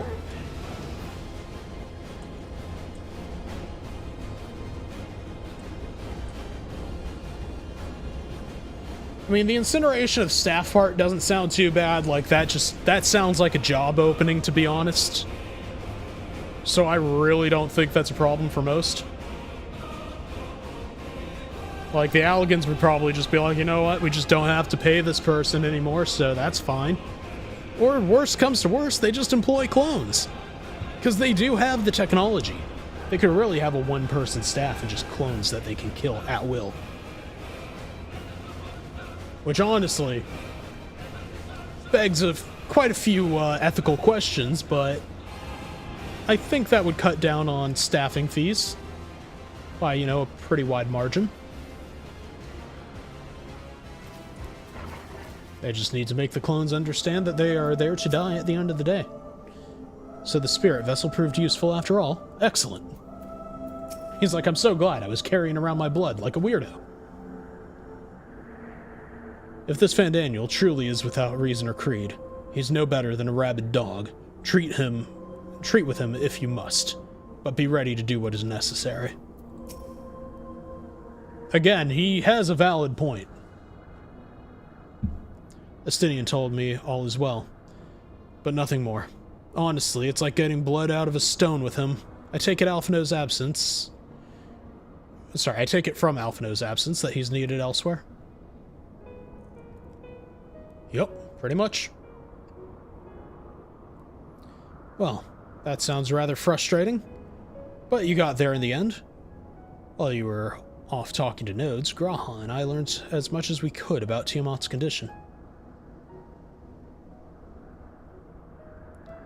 Our readings confirmed that her ethereal balance leans strongly towards umbral, as was the case with the kobolds. Therefore, all other things being equal, the treatment should work. The difficulty lies in the sheer quantity of aether which we must contend. Multiple applications of the treatment will inevitably be required if we are to reverse the effects of the tempering completely. Meaning, I'll need all the aether I can get. Thank you in advance. Although this endeavor will ask much of us, we do have one reason to be optimistic. Namely, that Tiamat shows no sign of fanatical devotion, suggesting a milder case of tempering than that suffered by the kobolds. Tiamat saw Bahamut as an equal rather than a god. Might that have made a difference?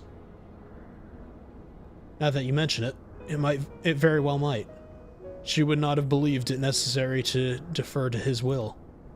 But enough talk. It's time to put our theories to the proof. Tell Alphino to disengage the restraints, ethereal dampeners. I'm counting on you, Angelo.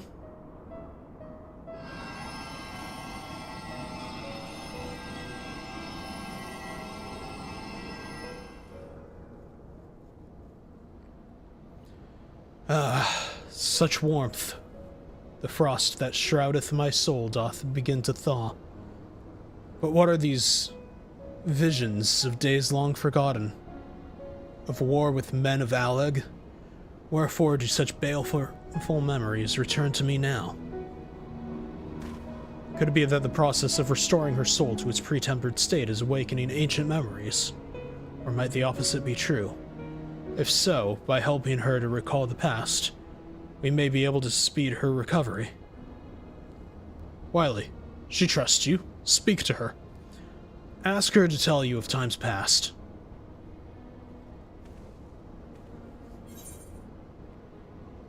You know what? Tell me of the war. I wish to know. Wicked, bloodthirsty creatures. Not content with their own lands, they brought fire and death to Mericidia, our home.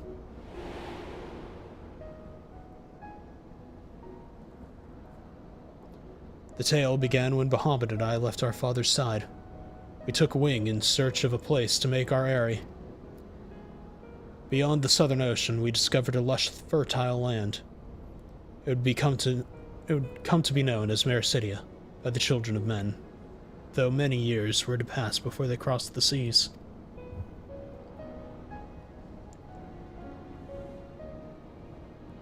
Upon our arrival, we were welcomed by the peaceful people of the forest, kin to the trees, surrounded by nature's bounty. Bahamut and I had found a place to raise our young.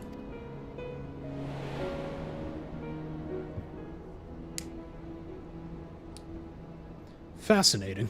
This correlates with the writings of the Sharlayan scholar Rirusha. She posits that man first settled on the southern continent towards the end of the Second Astral Era. Correctly, it would appear. If only she were with us to hear the tale from Tiamat herself. Again, Angelo.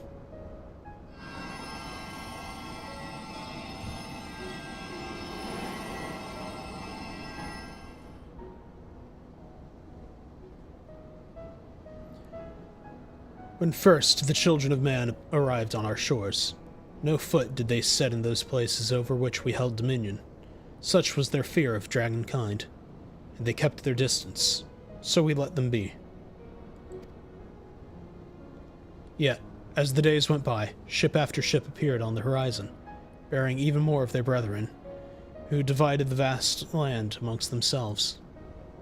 For a time, they knew peace and prosperity, but as their numbers grew, the smaller their share came to seem, and soon they began to covet the territory of their fellows. Ere long, man fought man, blood was answered with blood, and none could see an end to the strife, until one day they came to us. Recognizing our wisdom, they entreated us to intercede in their conflicts. Bahamut agreed, and with him presiding over the affairs of men, the land knew peace once more.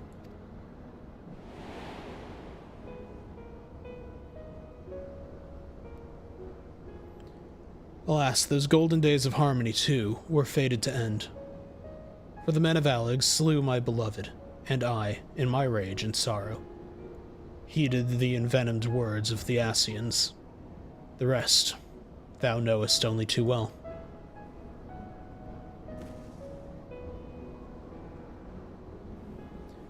But your tale doesn't have to end there. When you are free, we'll rid the world of the Ascians together. You and your beloved will have justice. Fine sentiments, but you're almost spent. We'll keep watch from above. If the treatment fails, run. Fair enough. Ugh, thanks for the vote of confidence. I swear, when this is over... Keep going, Alice. The magic is working.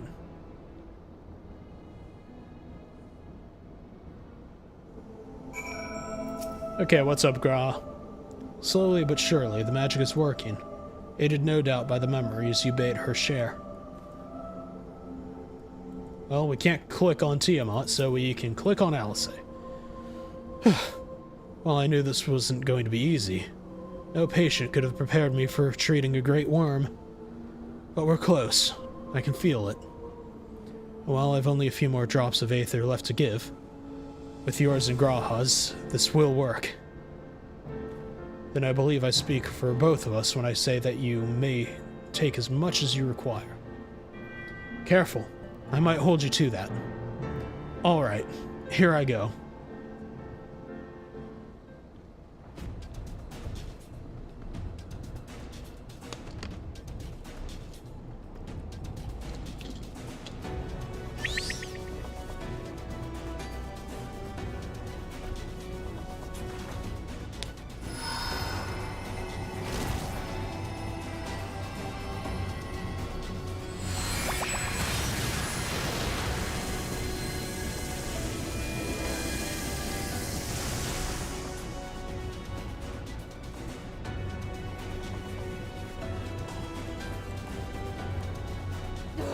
No.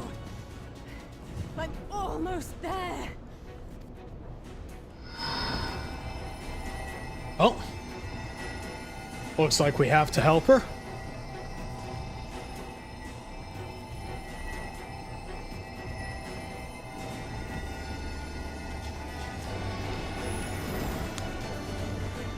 I still think we should have an emote that lets us do that.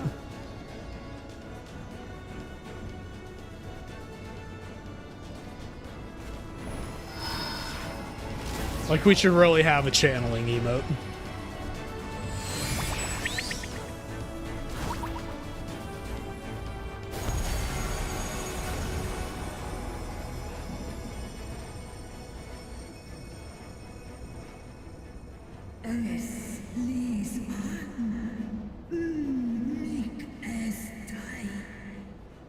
Yes, I feel it. The icon's grip groweth weak.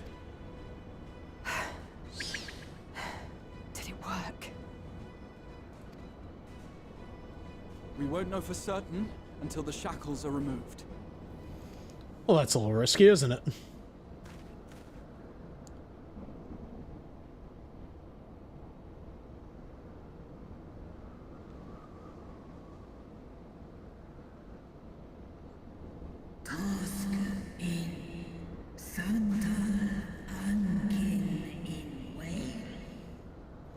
Answer me this, children of man.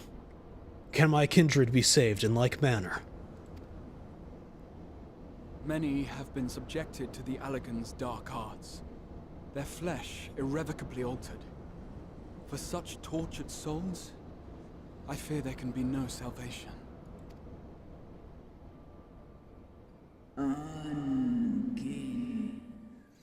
My children.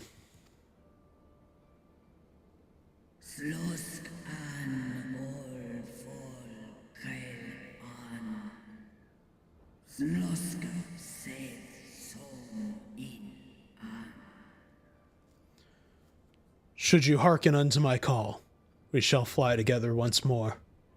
But should you not, I shall grant you peace.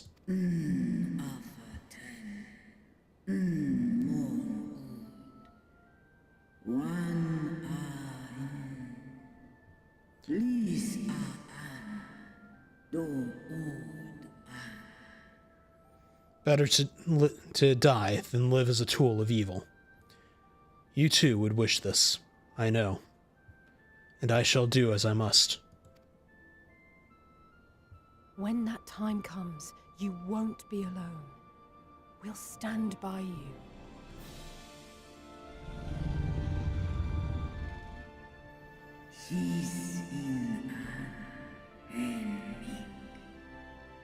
Thou hast my gratitude, little one.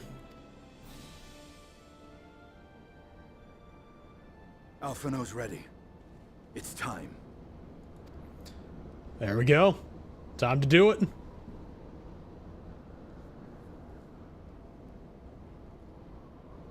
Do it. And let's hope the treatment worked as it should.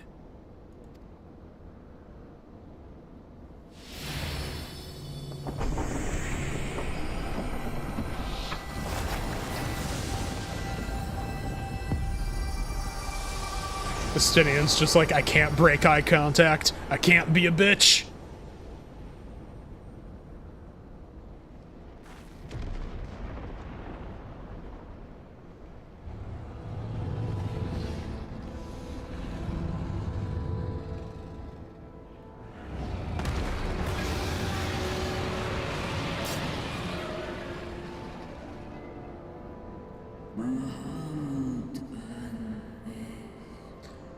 Bahamut, my beloved.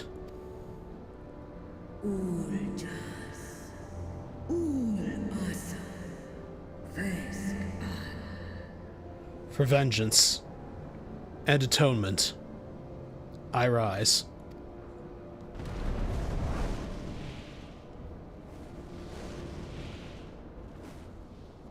By the gods! I love how Justinian's first reaction is just draw spear just in case.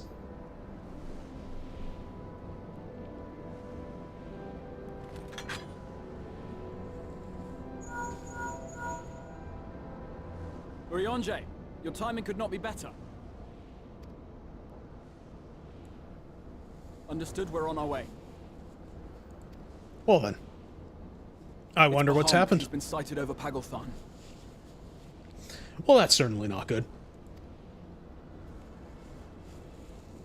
He flies for the largest amount of settlement in the region, at the head of a vast host, including dragons. Well then. Problem. But I think we have enough firepower to handle it. Did you hear all that, Alpha? No. You'd best rejoin your comrades. I'll make my own way. But of course. Our enemy awaits. Shall we?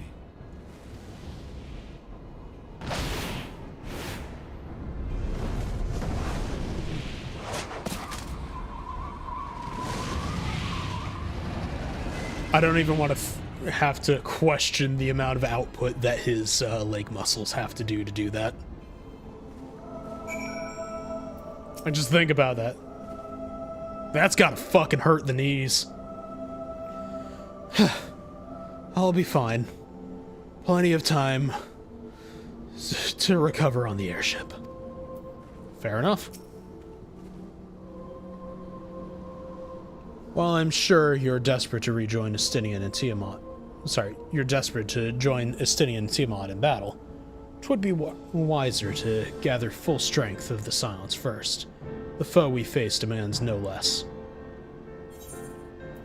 And we'll take the money and run!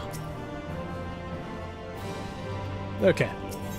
Now let's talk to Grahatia again. Okay, the Flames of War. Let's do it.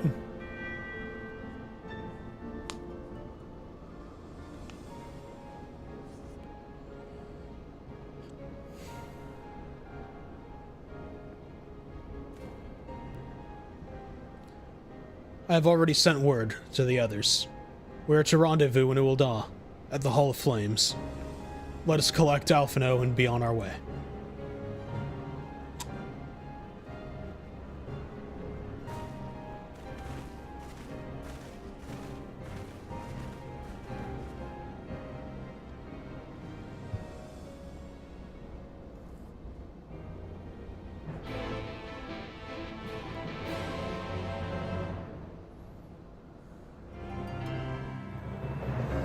Okay, we're just about at the dungeon unlock, I think.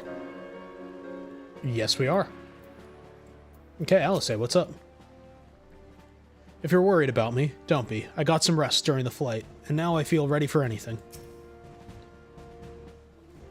First, the spate of abductions, and now an attack on an Amalja homeland. Sorry, on the Amalja homeland. What do the Telophoroi aim to achieve with all this? As I'm sure you recall, Ehrenwald and Fordola were bound for Pagelthan. I pray they do not come to any harm. By happy coincidence, Kryl and I were in the process of concluding our inquiries when the news reached us of Lunar Bahamut's return. There is much to discuss, but it will have to wait. Of the foe we face, we know little. Though time be of the essence, we must not stint in our preparations, lest our haste fly to the aid of the Amalja. Lest our haste to fly to the aid of the Amalja cost us our best chance at victory.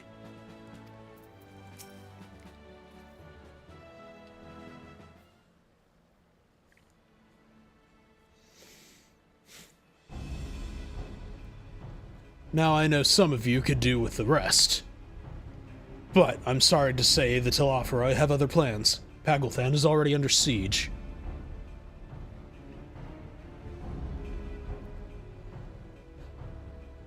Happily, the Immortal Flames arrived just in time to join the defensive effort, with Marshal Tarupin at their head.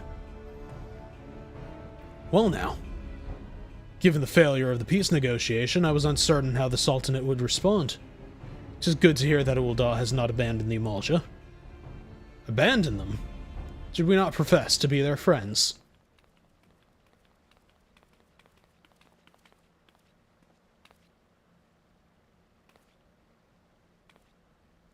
Your Grace. Marshal Tarupin has made provisions for such an exigency and was ready to depart at a moment's notice. All that was required was the agreement of the Syndicate, each of whom voted in favor of the intervention.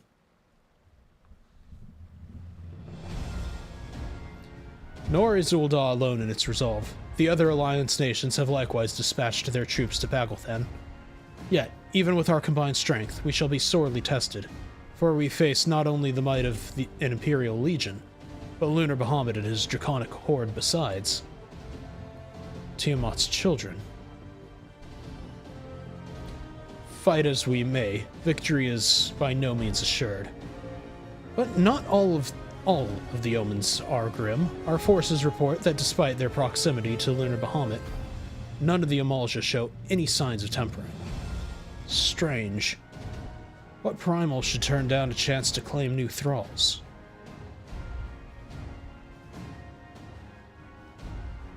Unless it is incapable of doing so. Primals are not wont to serve a master, Ascian or otherwise. It may well be that Lunar Bahamut differs in some fundamental manner from those we have previously encountered. If that were true, anyone could fight him, and Wily and others like him wouldn't have to shoulder the burden alone.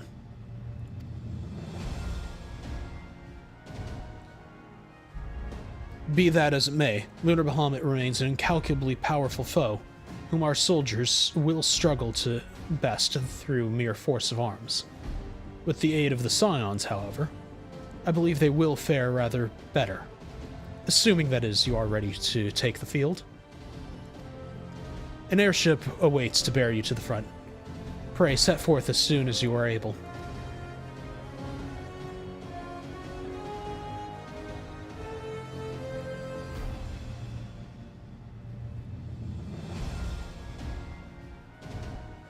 Well, that was a rather long wait for a nod there, Alphino.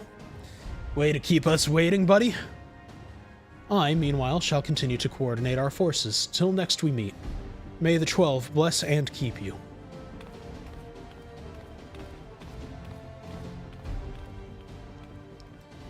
It was kind of her to speak with us personally. You may be certain she has no shortage of other responsibilities. Well, I, for one, am inclined to do as Her Grace requests. Lest we forget, Ehrenwald and Fordola are in Pagelthan on reconnaissance. The sooner we save the day, the better their chances. Indeed. To the airship, then.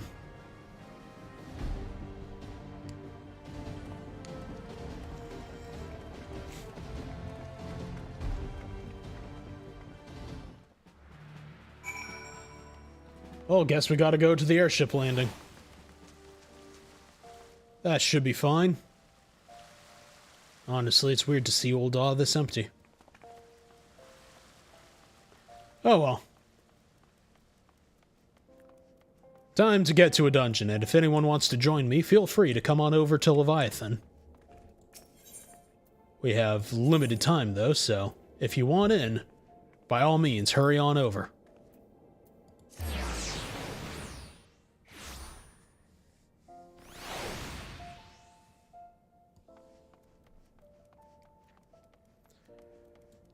Okay.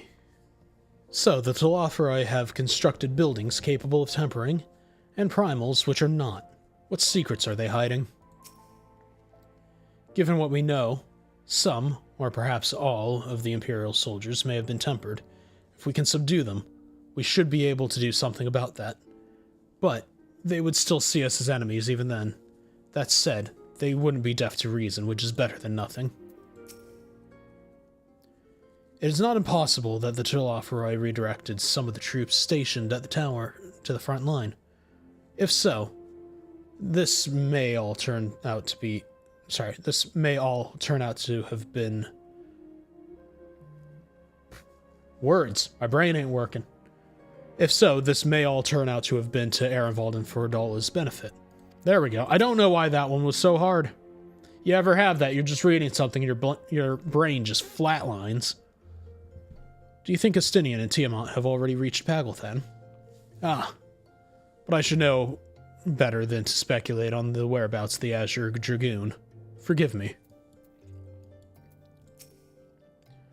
Try as I might, I cannot fathom why the Telophoroi would move to the attack of the Amalja. Sorry, would move to attack the Amalja.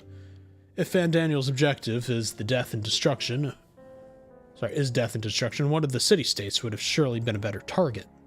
No. They have some other agenda, one encompassing the recent abductions, perhaps. Lest thou wonder. I have attended to Thancred's ammunition and completed mine own preparations. I trust thou canst say the same of thine. Yeah, pretty much. Greetings, we've been expecting you. But say the word, and we shall depart for Pagelthan at once. And there we go. The dungeon. It is reachable. So, chat, anyone out there want to join in for a dungeon? I think we have about 20 minutes to knock it out. What do y'all think? Anyone out there down?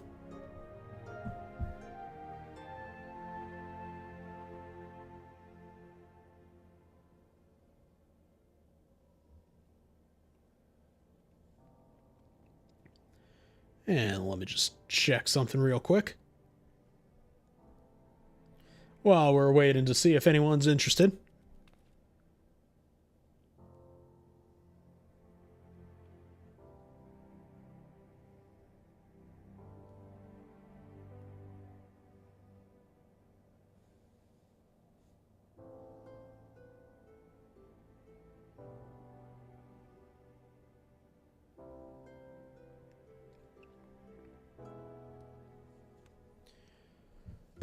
All right.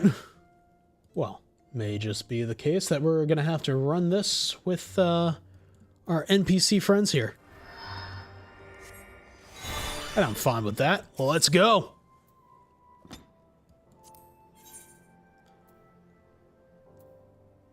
You know,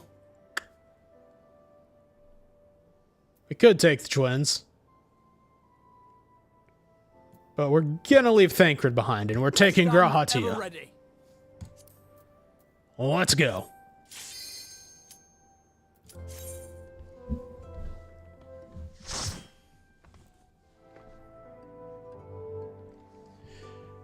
Okay. It's been a while since I've done this dungeon, but it should be pretty easy as I remember.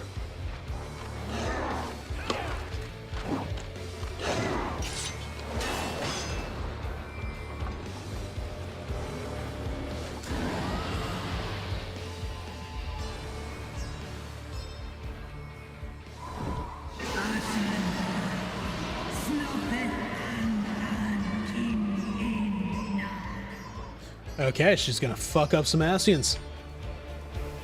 I dig it.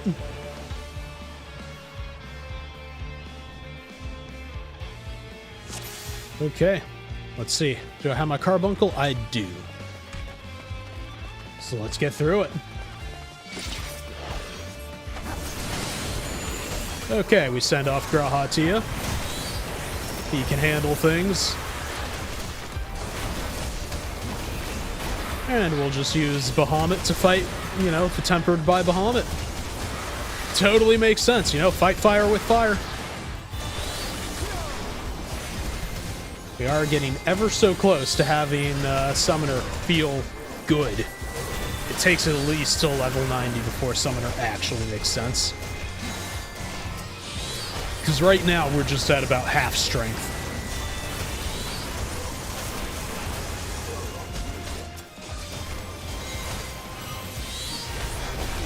There's a very important part of the kit that we don't have yet. But soon. Soon we'll have it.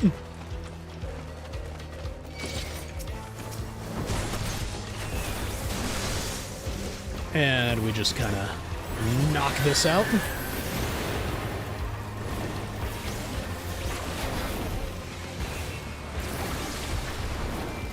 I was hitting the wrong button. That's definitely not going to bite me in the ass.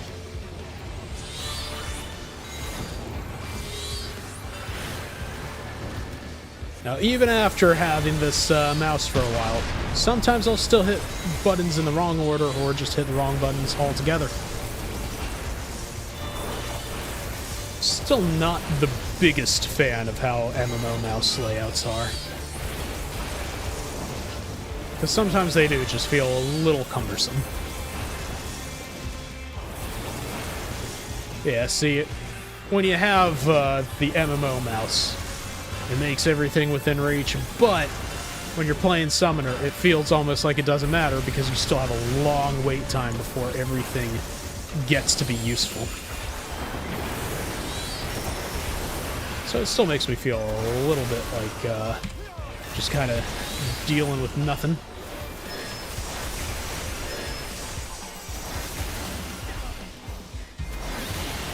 There we go, just back out of that real quick. And we hit this, and that, and it should be down. Perfect. Now we're just going to charge on through.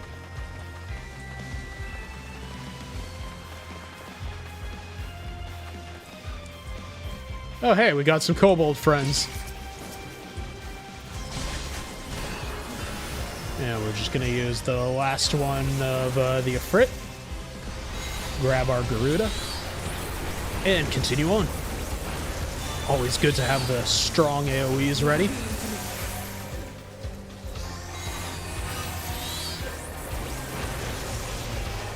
Yeah. This dungeon, honestly, it's one of the cooler ones, because, like, we really don't get much in the way of Beast Tribe stuff. At least not places we can explore too often. So at least kind of getting that kind of service with just this sort of dungeon experience. It's kind of nice. It's a good change of pace, I think.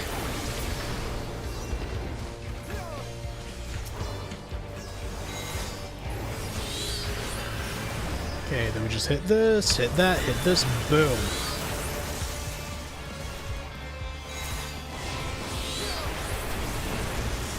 Yeah.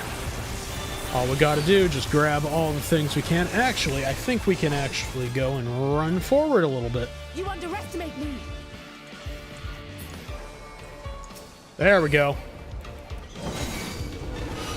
Now we'll just hit this, and Grahatia will have to come and meet us. Whether we live through it or not, different story. Come on, dude.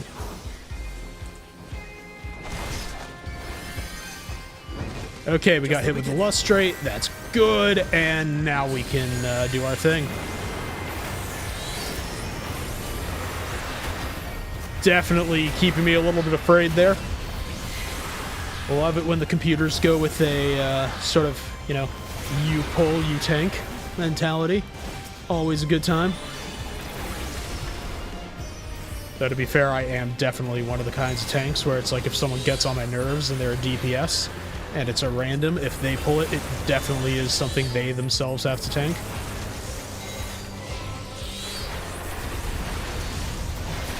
And it's not like an ego thing either. It's just like if someone repeatedly does it, it's like, well, clearly, you wanted to queue tank, so I'm just going to give you the tank experience.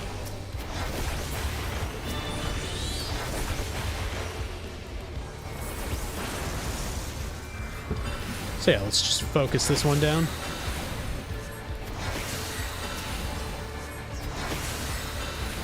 And we aren't even going to waste that Phoenix here. We're just going to continue on.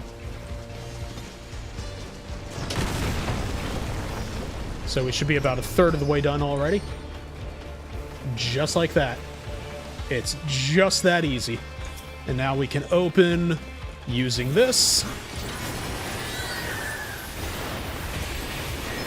Just go through the full burst. And we're golden. Grahatia is going to get hit with the Tank Buster. Doesn't matter. We continue on.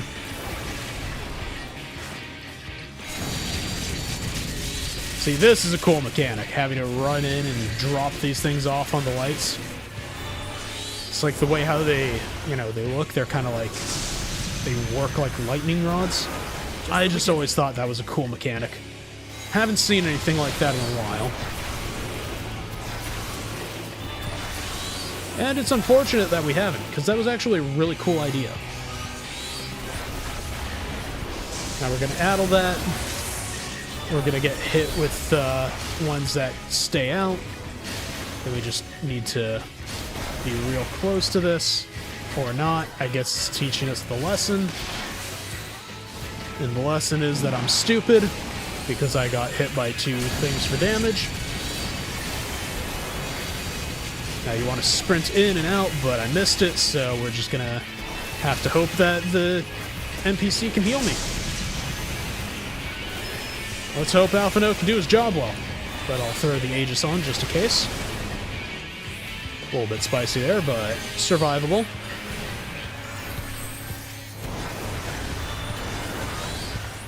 And we just continue on. Look at that.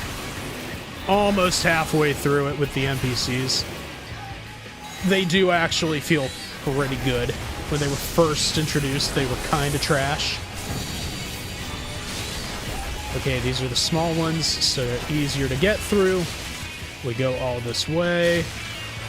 It's gonna do a thing again. And let's stand to the side of it, just in case. Guess that was unnecessary, but you know what? I will... Oh, no, I was right. I was right. I was just too early.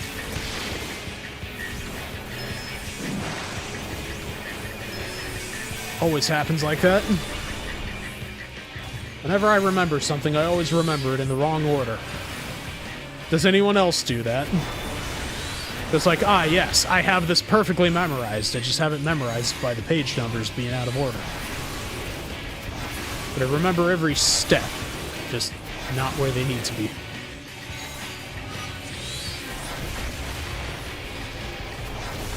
Well, that's fine.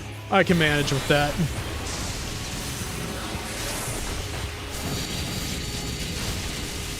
Nope, being you to it, Graha. You son of a bitch. I'm surprised I only got hit by one of those. And you know what? We are going to do it that way, hit that, and then that, and we should be good.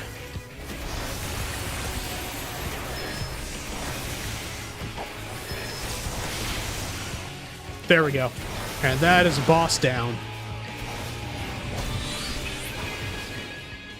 Grab the treasure coffer, and we're out of here. Nice and easy. Now, I wish I could say we could wall-to-wall this, but we can't. The Amounts are in trouble. Let's split up. I love how Estinian's just like, ah, you were taking a while. Buddy, you have a giant fucking dragon to travel with. Of course you're getting here faster than I did.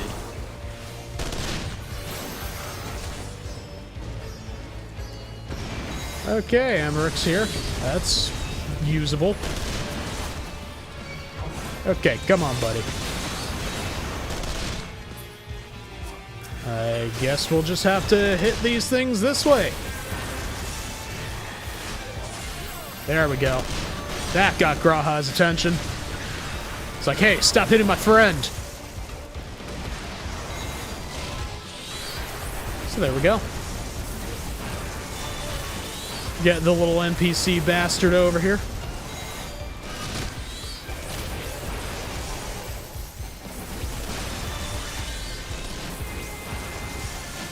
We are off a little bit on our rotation, but when does that not happen in dungeons? Like, really? Have you ever been in a dungeon where you've hit everything perfectly? I don't think so. There's no way to stay perfectly on timer.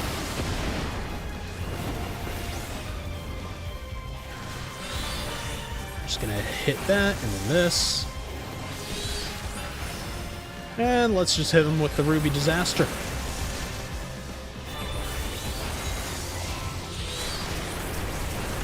We're gonna target the one with the most health left. Just like that.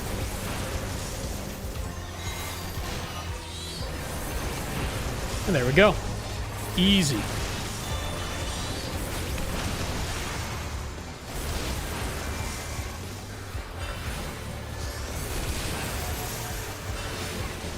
Yeah, we can't hold on to Bahamut. We still need it. There's 4 left.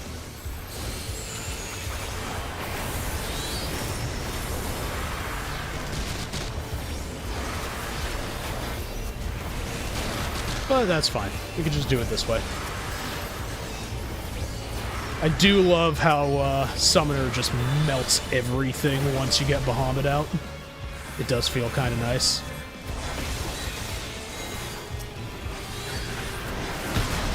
There we go. Everything down there handled. And I know at some point we get help from Tiamat with a line AoE. And Estinian.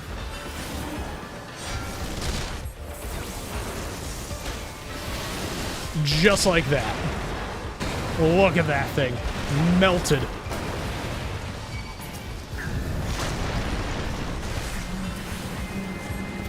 And we're just gonna put on a shield and hit that. And run towards Grahatia. Okay, buddy. I need help.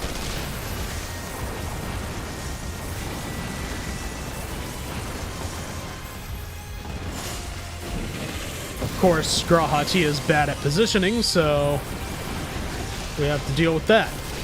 Hopefully Tiamat can compensate.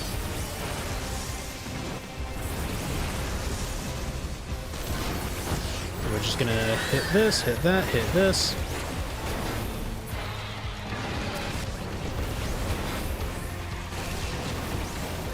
And that should just be about the end of it.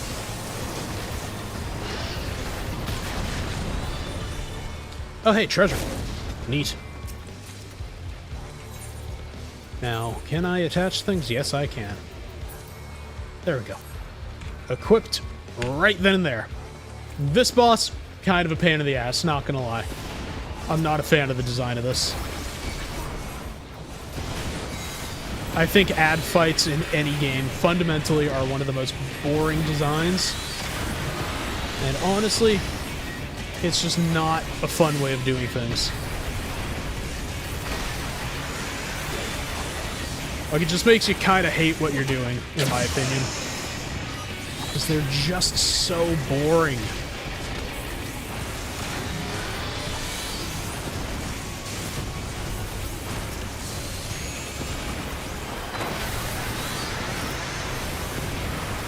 And there we go. Just gonna do it that way. Hopefully everything gets melted just as we need it to be. And we are going to Surecast. Hit that with Ifrit. There we go, easy. Now, are we going to get our Swift before we get up here? Yes, we are. That actually is kind of nice. Because there is a limited amount of time we get with this. So, being able to just get as much damage out as we can, kind of big. Oh, I fucked up. That's fine. Defensive reaction, we'll just be hitting that with Addle, because that's magic damage. 50%, and we get sent back. Just like that. Ow! How's it going, Maya? How you doing? Fair enough. I hope your night's been going well. We're just trying to get through this, and then I'm probably going to be heading to bed myself. Or at least I'm going to tell myself that, and then I'm going to go do something else.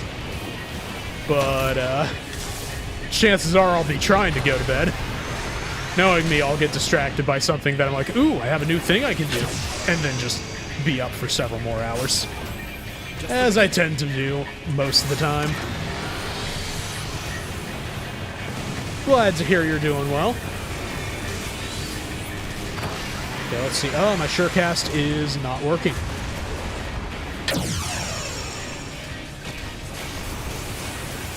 I'm doing alright. I've been a little busy trying to get some things done on, like, the back end of stuff. I just finished recording a script, which I'm pretty happy about. Not because I'm really too in love with the script. Like, it's a good enough project, but I'm just like, I don't know. Sometimes I'll be like doing something and hit a point in the middle of it where I'm just like, you know, I'm not actually all that big on this one. And that's kind of how I feel about the topic of this video that I've just finished.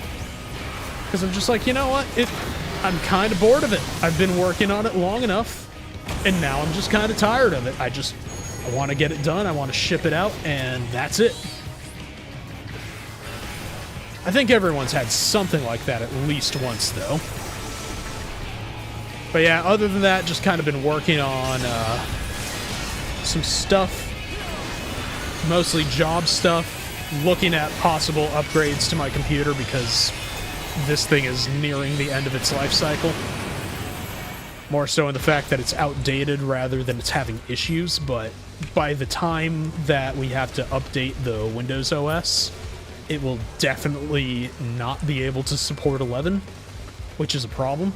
Like, I wish they would just let us keep support for 10, but instead they're making us pay to keep 10, like 25 the first year, and then like 200 the second year, and I'm just not willing to do that.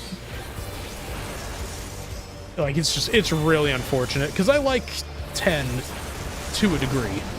I have some significant gripes about how Windows 11 works. And just, unfortunately, they're not letting up on any of that stuff, so... You know, we're getting to a point in time where you may have your computer in your house, but you're not going to be able to own access to it.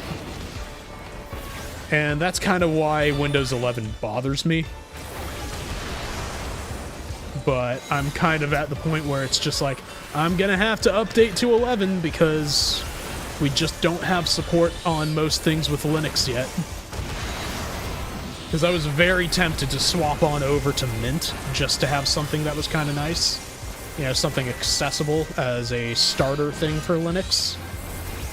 But just, there's so many issues with Linux distributions right now in terms of trying to get games working that it's just not worth the trouble.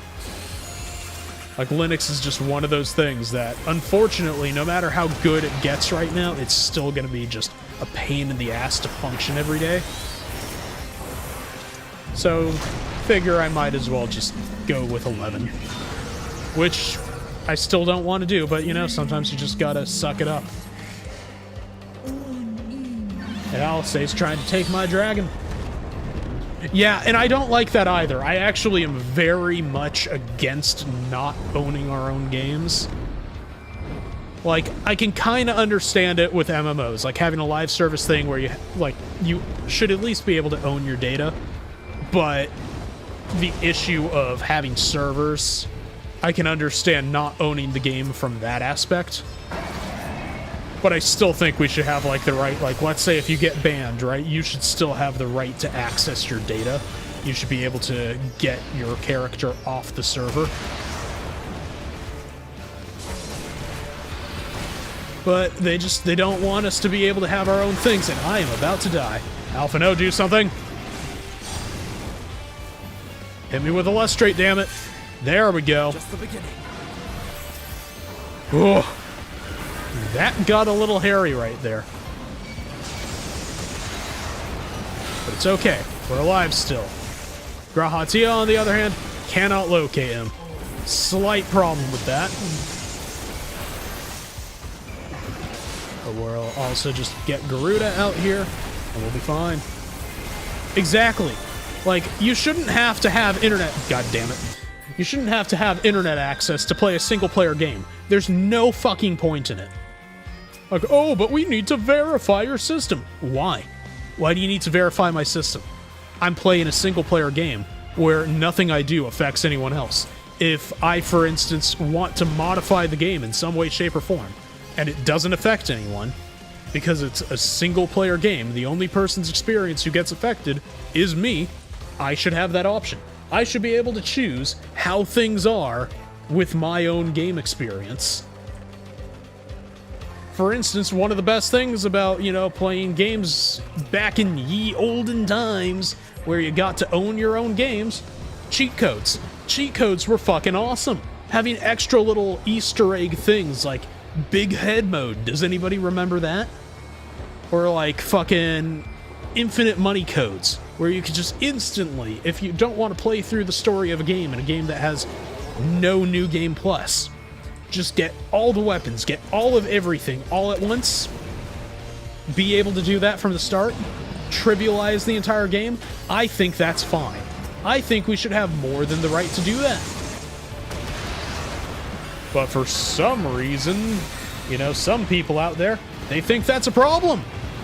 They think just being able to have fun is an issue. And it's like, how dare you tell me what I can and can't do with the thing that I paid money for? I also feel the same about cars. They were considering putting limiters on cars in California, so you can only go a certain speed. Like, if I'm paying for the fucking speedometer, I better be able to have access to the entire goddamn thing. Like, I don't care what you say about, oh, but the speed limit. You should be able to be trusted as an adult to know to obey the speed limit. And then if you want to take the car onto, I don't know, a nearby racetrack, be able to have the option to do that. You shouldn't have to check in your car somewhere and be like, well, I have to get this approved before I can actually run laps. Like, no, fuck that shit. My car should be a car, not a computer. And like, I say this as someone who grew up working on cars. I think, you know, like, growing up with computers and that were just computers, and growing up with cars that were just cars, there's a certain thing that people forget about, where it's like, you were able to service your own car. Nowadays, if you want to work on your own car, guess what? Sometimes you're just not able to. Sometimes they'll just go, oh, that's cute, you want to fix your own car. Yeah, no, fuck you. You have to spend at least $1,000 for us to change your oil filter. Like, are you fucking kidding me? I would rather just take a couple of hours, you know, out of my day, drain the entire thing, disassemble what I need to of my own engine, put it back together, put on the filter, put in new oil, be done with it. But no. Somebody tells me that I'm not allowed to do things for myself. And it's just, it's annoying. It's the same thing as, you know, you can't control how you experience your own game, right? It honestly just feels like a generational infantilization of us, where it's like, no, you need to be told what to do. Because if you can't be told how to do things and be told how to do things the right way, you're not going to be able to enjoy fun the right way. Which, to my extent, is also kind of a problem that I have with Dawn Trail, really. Because they don't allow you to skip a lot of cutscenes. I mean, like, if I play through Dawn Trail on an alt, right, I don't want to have to sit through 21 hours of fucking Senna Breyer's voice acting. In fact, I can name a few things that are better than sitting through all those 21 hours. For instance, you know, I think drinking too little water and getting chemical burns from my own urine would count as more fun than watching all those cutscenes. Stepping on a metal D4 in the middle of the night. Stubbing my toe. What else can we name off? Let's see. Getting into a car accident. Like, I may come off as a little salty here, but I really think that being forced to sit through voice acting that we don't enjoy, or just a story that we feel is bad, because, God forbid, we skip the story that somebody spent very little time writing, you know?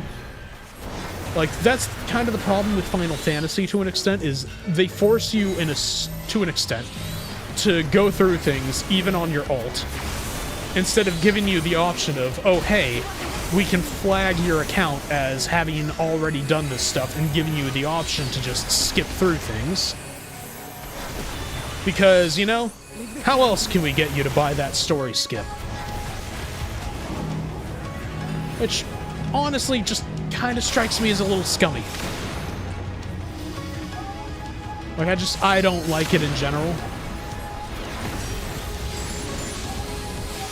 Like, there are certain things where it's just like, I would enjoy being left to my own devices.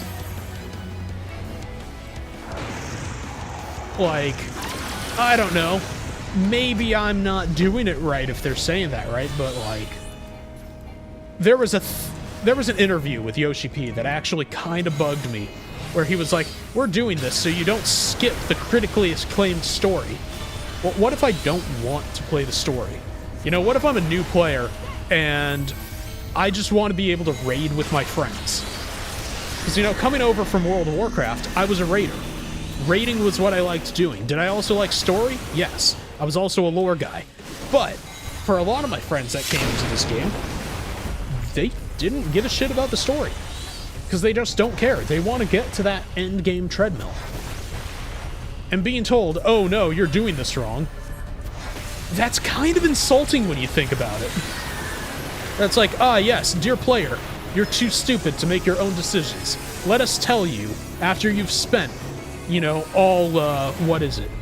You have to spend like $50 for the expansion, and then on top of that, another $15, so about, once you've spent $65, you still can't choose how you want to play. You're gonna have to play through either 400 hours of gameplay, or fork out, like, what is it?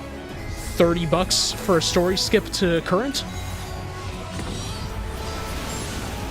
Which, honestly, I just feel is a little ridiculous. It's a little bit too steep of a price.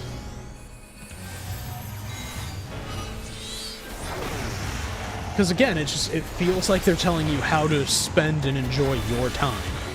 It's like, if you want the game to be enjoyable, then just make the game good. It's really not that hard. They were able to do it in Shadowbringers. I don't know how they've lost the magic since. Like, it feels like they're too afraid to let us experience things in our own manner, like to our own playstyle. And, you know, it's like, I'm not even holding it against, you know, fucking Creative Business Unit 3 for not being able to find the footing of the story, though there are some issues there. But it really just does feel a little insulting. But that's neither here nor there, you know? That's just, that's how I feel about it. I just get annoyed with the fact that it's starting to feel more and more like we aren't allowed to have our own things. Like, for instance, I don't know, again, going back to ye olden days, you didn't have to have warnings about stories in front of games. Personally, I think saying, oh hey, if you can't handle the game, don't play the game, in front of a story is kinda dumb,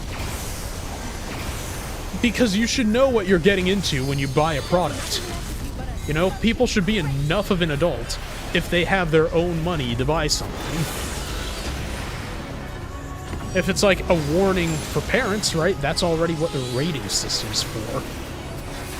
Like, I thought we already had this stuff sorted out.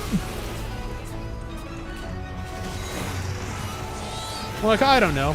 As much as I don't want the responsibilities of being an adult, I don't want to be treated like a child when it comes to things that I choose.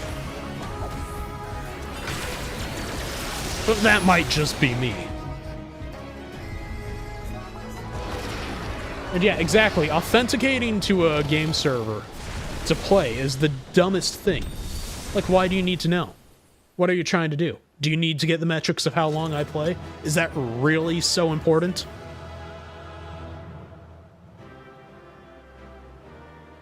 There's a lot of things that it makes me question when they do shit like that.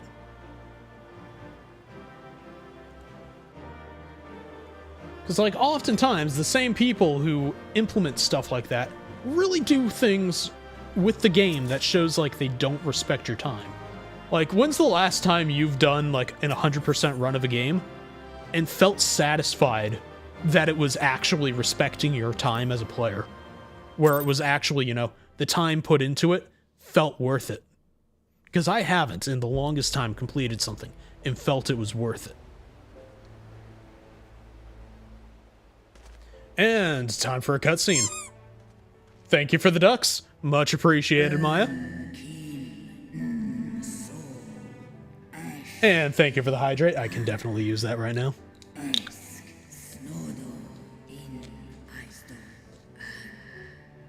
And time to translate dragon speak. Children of man, the shade of my beloved is no more, and I shall forever be in your debt.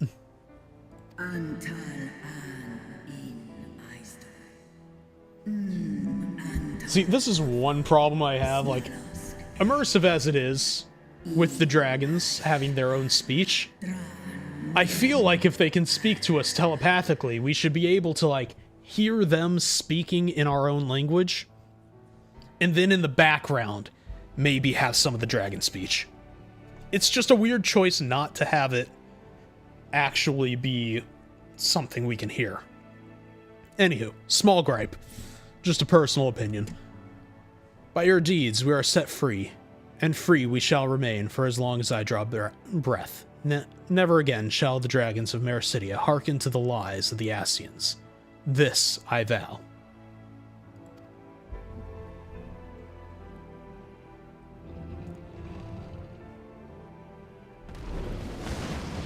And fair. Like, that is definitely a thing that I have considered as well, Adonis. The dragons chose their friends well. And say, Maya, I really do love the dragon speech, but I don't know. There's part of me that feels like it should be dragon speech mixed with, like, some level of whatever audio you're using. Like, some kind of thing to imply that it's there, but you can also hear them speaking to you with, like, the telepathy that they use. Because, like, I don't know. It seems a little odd that we can understand them, but we don't quite hear them, you know? Like, I don't know how they would implement it, but it seems like there should be a way to implement it.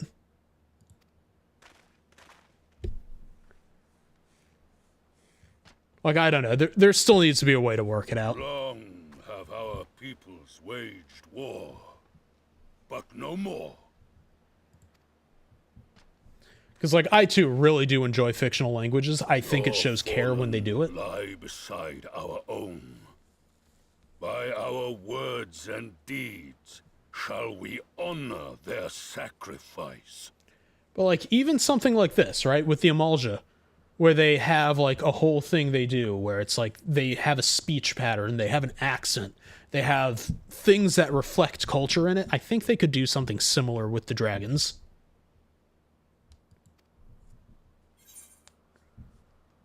And let's see. You know what? Let's tell them we'll be proud to call them our allies. Because clearly they're ready to put the past to bed. The enemy of our enemy is our friend. And you have proven yourselves worthy of our trust. It is the Garleans who are deserving of our fury. Like, I don't know. The more I think about it, it's like... Sometimes it feels like with the dragons, there's no, like, syntax to it. So, like, when it's a fictional language that has syntax and, like, actual definitions and meanings to their words, that's what I prefer. That's how I like things. And how's it going? Thank you for the raid. How you doing, Yuna? Let me just, pause the cutscene real quick. And thank you for the follow. Much appreciated. I don't know how to pronounce your name. I'm just gonna call you Data. Is that all right? Yeah. Let me just read the shout out real quick. Yuna Kitsunebi, your friendly neighborhood autumn fox spirit. This Aussie VTuber is on a 365-day journey through Eorzea, sprinkling in some other games on weekends. From dailies to treasure maps, and even glam contests, Yuna's got her Sprout journey covered. Just don't ask her about Hildebrand. I'm doing alright. I've just been a little busy, and thank you for the follow there, Shizuko Sakura. Much appreciated.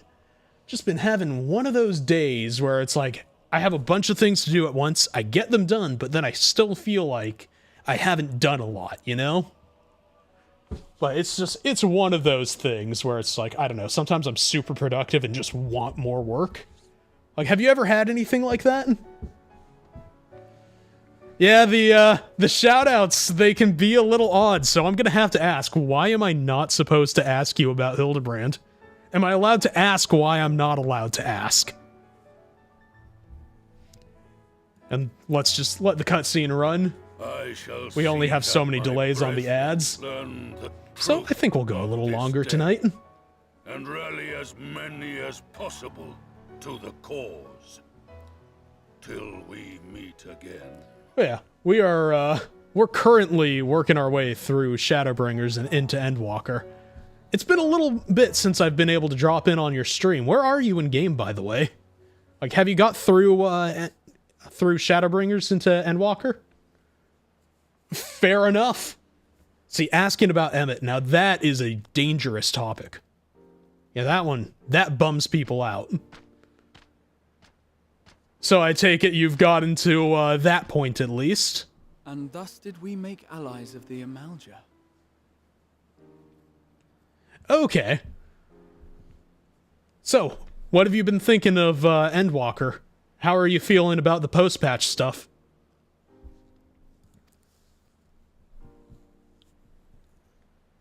It would certainly seem that way. The Sultana will be pleased. Let's go and give her the good news, shall we? Also, I was playing, this might sound a little, disconnected from this game. I was playing Dead or Alive 6 yesterday, right? And I found out Brad Wong is literally just Thancred, but drunk. Look at the character. Look him up. It's hilarious. And no, it's not spoilers at all. This is actually my second time playing through Sorry. I almost said Shadow Walkers for a second. I was like, what the fuck is that game? Shadowbringers. So yeah, you can definitely yap about it as much as you want.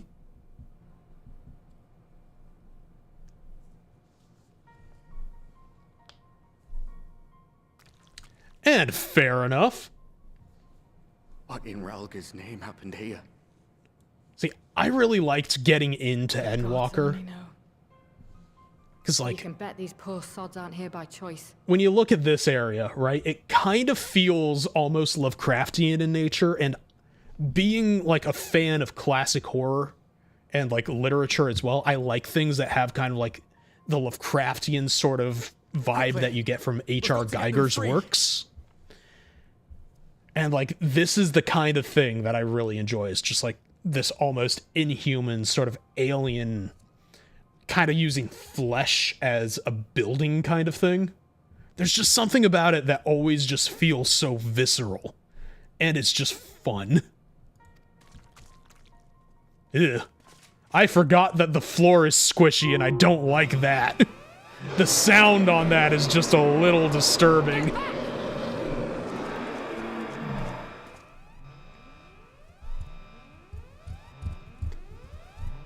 No. What have I done? Well, Ehrenwald has just egregiously fucked up, I think. I don't quite remember this part. We're leaving, now!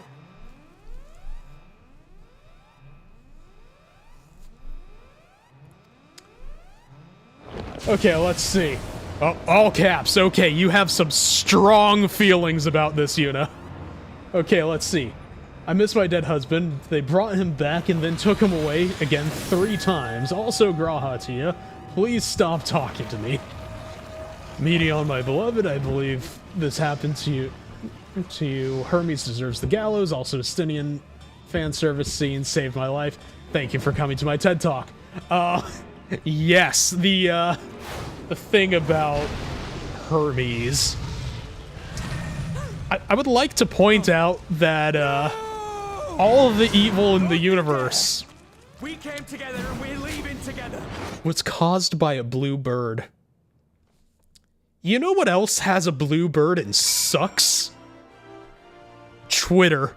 I think the writers were just like, we're fucking tired of Twitter. Twitter sucks. It's now gonna be the enemy of the game. That's kind of how I felt. But then again, I also just hate social media in general, which may or may not be weird to say when you stream. I mean, it was semi-caused by Hermes, but at the same time, the one who continued it was the Bluebird. I blame her for the continuation of it. Like, they're both at fault as far as I'm concerned. I say we wipe the slate clean of those two. Let's see what Estinian has to say. Speaking of fan service, by the way. I should have known you'd be the one to end it. Mayhap now Tiamat will find some measure of solace. Okay. Also, speaking of people who consistently die. To see the Eorzea fighting alongside us brought to mind the Zune of the Crystarium. I pray that our people can forge bonds as strong as those of our counterparts in the First. Right? Here, let me help you out there a little bit. Let's get a little up close and personal for you. There we go. There's one of your favorite lads right there in all his glory. Check out the detail on all of that armor.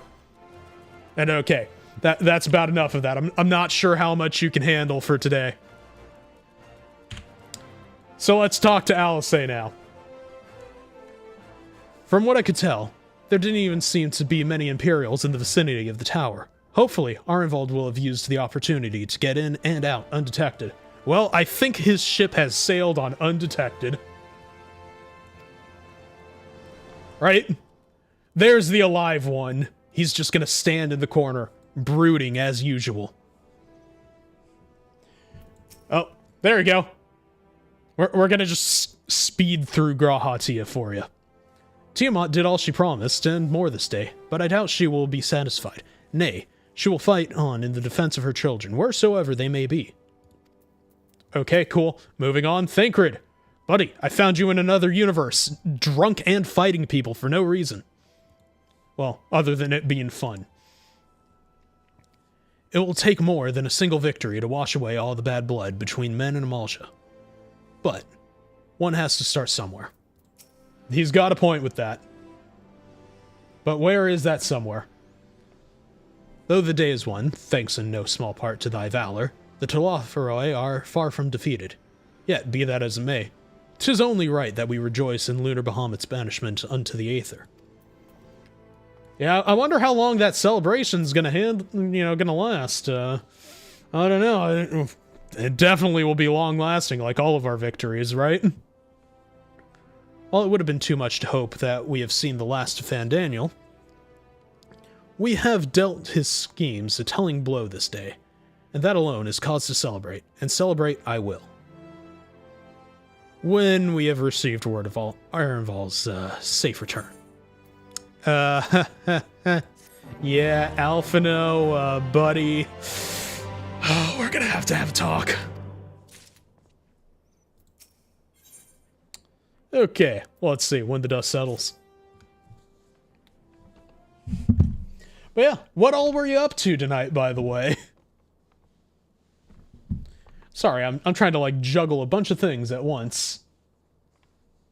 And also, I see someone on the YouTube chat. Sorry, I didn't get to you sooner. How you doing, the Red Spectra? Hope you're doing well over there. Sorry, the YouTube chat is quite a bit slow compared to Twitch. And fair enough, have a good time with your chores. And much appreciated for the lurk, and thank you for the raid again. Once again, if you haven't followed Yuna, please do give Yuna a follow. Okay, standing around here and worrying isn't going to help matters. Come, we must discuss the day's events with Pippin and her grace. Also, for anyone who is going to get ads, you are probably going to get them in about 3 minutes, and there's nothing I can do about it right now because I have run out of snoozes. So, sorry about that. Brave Scions. Well, that's the first time we've been greeted that way. Words are hard. Would that I could treat you to a hero's welcome, but I bear urgent news from the Phronistry. That is a weird word. I don't know how I read that right the first time. Normally I suck with words. Your Grace, whatever is the matter. As our troops withdrew, there we go, see? There's the problem. Always glad to see my speech impediment, pop up every once in a while. As our troops withdrew from Pagelthan, they came upon the 2 scouts sent to the nearby tower. I have yet to hear the full account, but it seems that one of them, your friend, I believe, has been wounded and was being dragged away by the other. Yeah, I never noticed the little head jiggle there where it's like the horror of it is setting in for him. Oh no, I must go. Forgive me, Your Grace. It's also weird to see Alphino just like break his kind of air of professionalism around him. Can you tell us aught of Arenvald's condition, Your Grace? The wounded scout. Not save that it is grave. The chirurgeons tend to him even as we speak.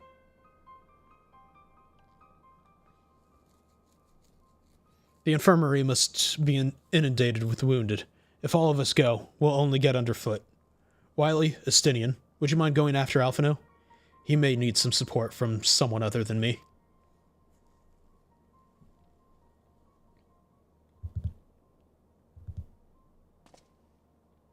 Well, man, a few words right here. Very well. Thank you. The rest of us will see the relevant people know what took place in Pagelthan.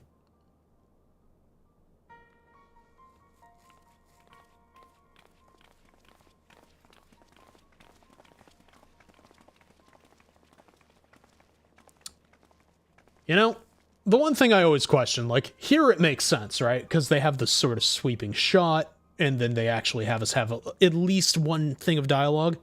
But a lot of the time, right, we're just left to watch everyone just walk out of the scene. I've never understood why they don't cut it just a little earlier. Like, start the walk, then cut it. And also the times where they have them, like, actually walk away in an in-game sort of thing. And they're just going on by, right? They're just walking past everyone. And they walk the direction opposite the quest. Has anyone else ever wondered about that? Because sometimes I get a little curious, like, why are you making us walk away from the quest to get to where we're going? Just strikes me a little odd sometimes.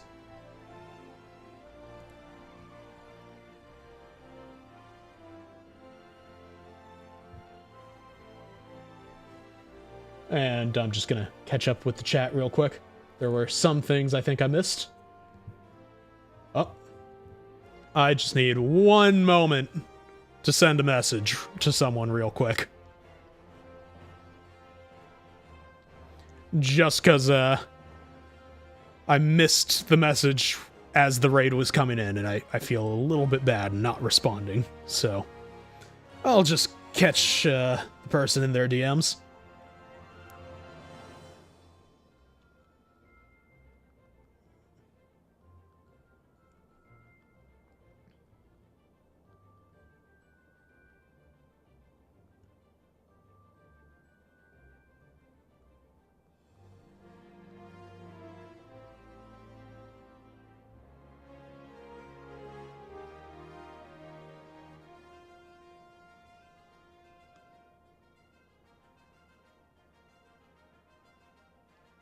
Okay, there we go.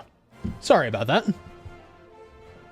It's just one of those things. Like, I don't like leaving people hanging. It's just one of my things. Like, I will actually stop anything I'm doing if I feel like I've accidentally ignored a person. Just to make sure that, you know, that they know I'm not ignoring them. Sometimes I don't know. I feel bad about that stuff. I try to be as good as I can about it. Maybe to a sometimes obsessive level, I don't know. But yeah. Y'all ever do that? Y'all ever get that feeling where it's just like, oh no, shit, I missed someone's message. I have to get to them as quick as I can now that I've noticed it.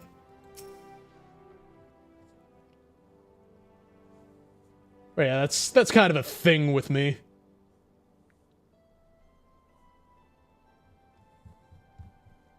Okay, let's see. Please, tell me something. Anything. Well, Alphino, I do believe they will. Instead of standing there gawping, why don't you tell your friend to stop whining like an underfed dog? You know, that's a little harsh of her, isn't it? Just gonna, you know, I think we're just gonna keep yapping for a little bit. But everyone who's new here, by the way, I am Wile E. Coyote. I am your friendly neighborhood shock rock VTuber. I kind of treat streaming like my green room, so this is kind of just where we go to relax, and YouTube and other venues are sort of what I use to be able to just, you know, do other sorts of performance. Like, I want to get to doing music one day again. I used to be a semi-professional bass player, IRL.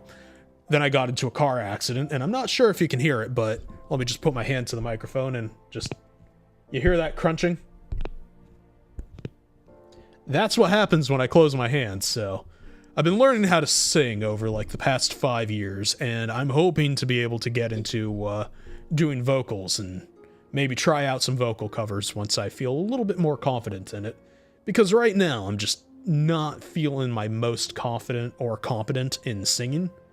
But I hope once I get there to a point where I'm comfortable, because I did have like 20-something years under my belt before I had to stop playing bass, that I'll have some musical releases for y'all to be able to check out.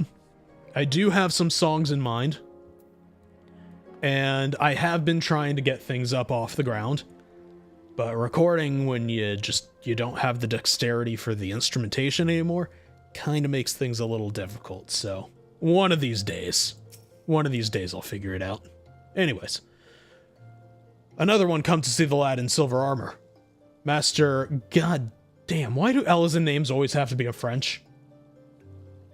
I think it's Demola or Demelot? Whatever it is attending to him as we speak. If you would be so kind as to wait. What did Master Demelot say? Tell me his exact words. You know what? I'm just gonna... just tell them, let them do their work. This is just like whenever you're dealing with someone in a hospital, you just gotta sometimes calm them down a little bit, you know? But, you're right. Forgive me. When we said our farewells to Ehrenwald, I was afraid that something like this might happen. But now that it has...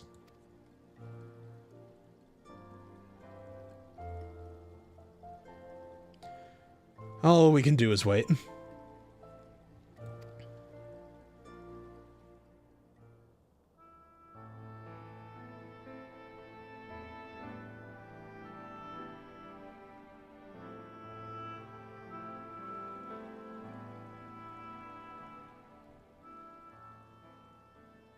Is this one voice acted? Yep. Have you been waiting here all this time? There we go. That's what we want.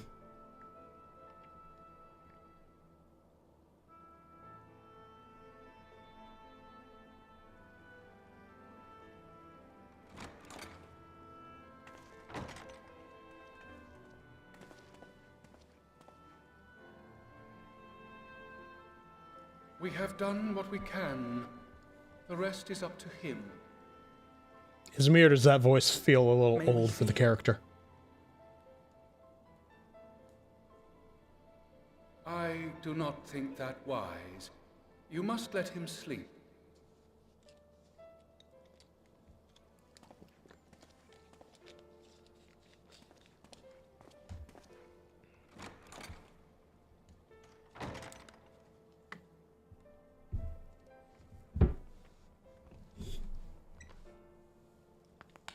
Thank you for bringing him back. He owes you his life. I just wish I had been there. Perhaps, I don't know, perhaps I could have... Well then. Got tempered? Don't flatter yourself. You can't save everyone. No one can. Not even the warrior of bloody light. All things considered, for Fordola, she's kind of... For no good reason. And those who take up the sword die quicker than most. a little bit softer here than she normally is. If you're going to shed a tear every time a soldier falls on the battlefield, you'd best stay away. It's no place for the weak of heart. It may be that victory cannot be won without cost. But all life is precious, and I refuse to shrug at its loss. Like, I feel like they underutilize her as a character a little too much. All life is precious. You need to grow up, little man, before your sparkling ideals get everyone killed. Like, I don't know, they kind of introduce her as, like, sort of an interesting foil to a lot of the Scions, I think.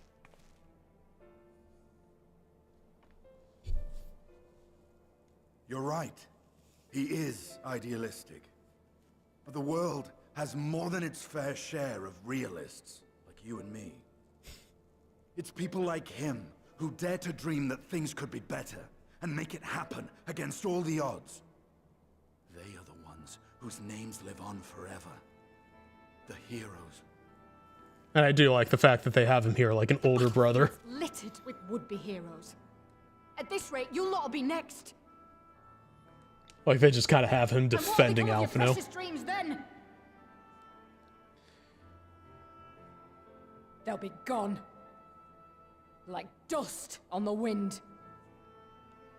Though it is interesting the way they have her kind of like, you know, being a cynical realist, but the dialogue sort of betrays her as caring. Don't die so easily. I think it's a little interesting the way they actually have this aside over here to just show that she's not being just mean for the sake of being mean, but actually for the sake of, you know, caring more or less about how Alphino is going to be able to handle things. Let's talk to Estinian over here. I feel like a lot of people miss the opportunity to talk to him after the cutscene. That woman, she plays at scorn, but her eyes are filled with sorrow. Sorrow deep enough to drown in. Well, yeah, I mean, her friends and her had ideals, and, well, let's just look at where all her friends are right now. Kind of makes sense. And kind of makes sense for why she doesn't want to see that happen to other people anymore. I just wish they brought her back in the story more.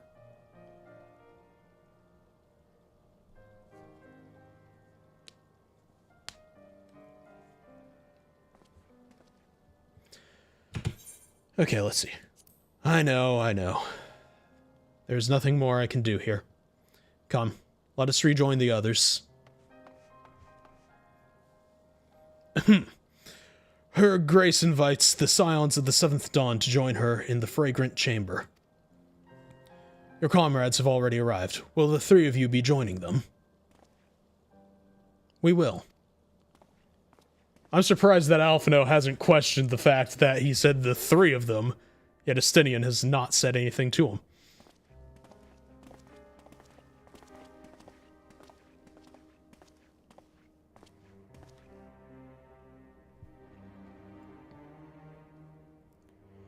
It's just like, yeah, no, you handle the talking. I'm kind of terrible at this. I'm not good with people's feelings. Which, honestly, I can get. I'm horrible at, just saying the things at the right time, right? Like, I don't know. I feel horribly inadequate in moments like that. Pray forgive us our lateness.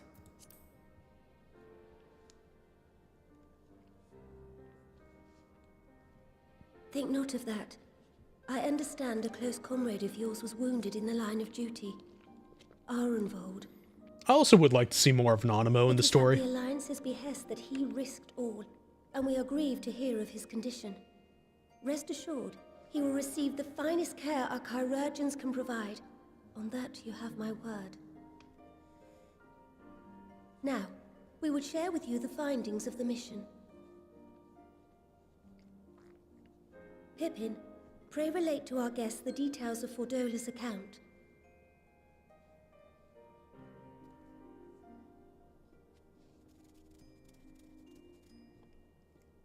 I gotta say, one of my favorite, like, what's the words? Convention for these stories is how they Muppet talk when they're just trying to get out of things. Now Ifrit, or Lunar Ifrit, as Fandaniel would doubtless have it.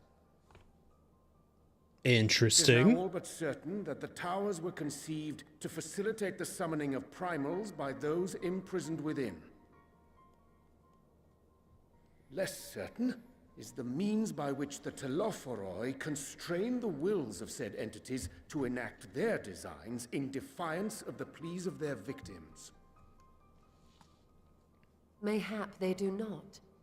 If mere proximity to the towers is enough to make loyal servants of the Empire's mortal enemies, it stands to reason that the same is true for those held captive. They invoke their gods for the good of Garlemald, and in their disturbed state of mind, summon a primal whose form reflects their own alteration. It all begins to make sense. Upon closer inspection, I realized that the towers bear a striking resemblance to a much larger structure which Urianger and I observed from afar during our visit to the Imperial capital. Assuming it too is capable of tempering those in its immediate vicinity, it would go some way to explain the swiftness with which the Telophoroi managed to rally so many Imperials to their cause. I do like the way how they unravel things within this The patch. situation in Garlemald is indeed troubling. I fear we have more immediate concerns. Ifrit was not the only primal summoned. At approximately the same time, observers at several other towers bore witness to the emergence of further such entities.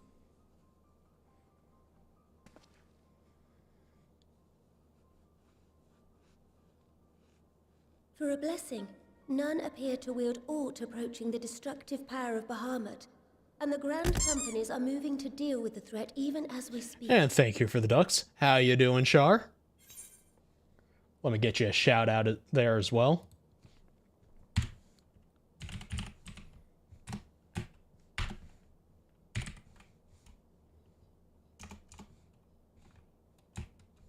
Okay, why is it not popping up with your name?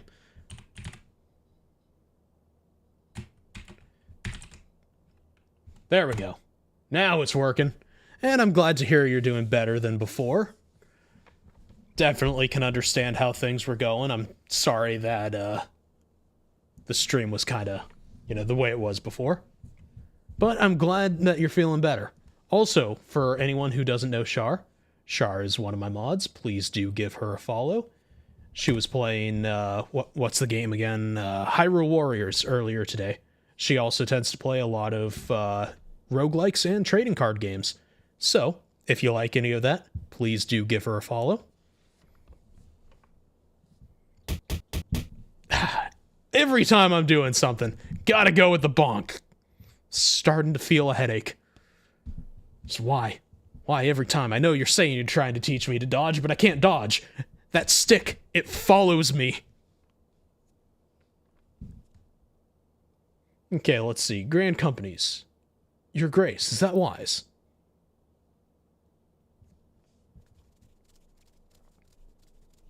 Though we are aware that the task will not be easy, we would call upon the Scions Thank you only for as the a ducks. last resort. Pray, conserve your strength for now. After all, it was not so very long ago that you rid us of Bahamut. On which note, I am pleased to report that our talks with the Amalja have reached an agreeable conclusion.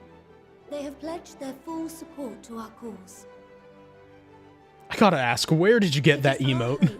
That is just too good. This agreement will encourage other tribes to join us at the negotiating table. And I know that I speak for all of the allied leaders when I say that we will welcome them with open arms at such time as they do. Also, I just noticed she said negotiating. This is only made possible by the feats of heroism performed at Paglfan. Moreover, we shall not allow the sacrifices of those fallen in battle to have been made in vain. As hope leads to victory, shall victory lead to a new dawn for Eorzea. I'm forgetting, is this like the last patch before Endwalker?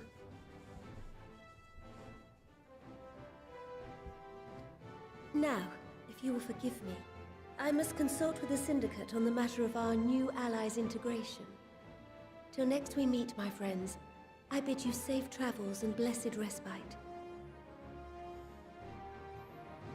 Alright. Thank you for figuring that out, Adonis. Much appreciated.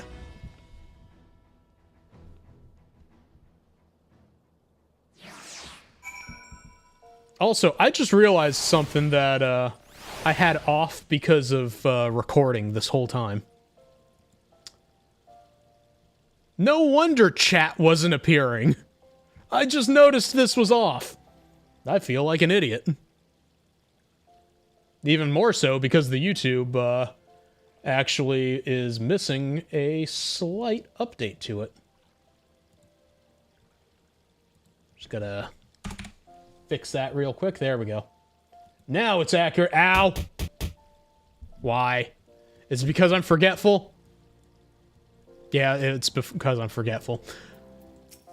To be fair, I had everything else done perfectly before stream. It's just the one thing. I always forget one thing. No matter what. It's the inevitable rule of streaming. You're going to forget at least one thing for the entirety of the time.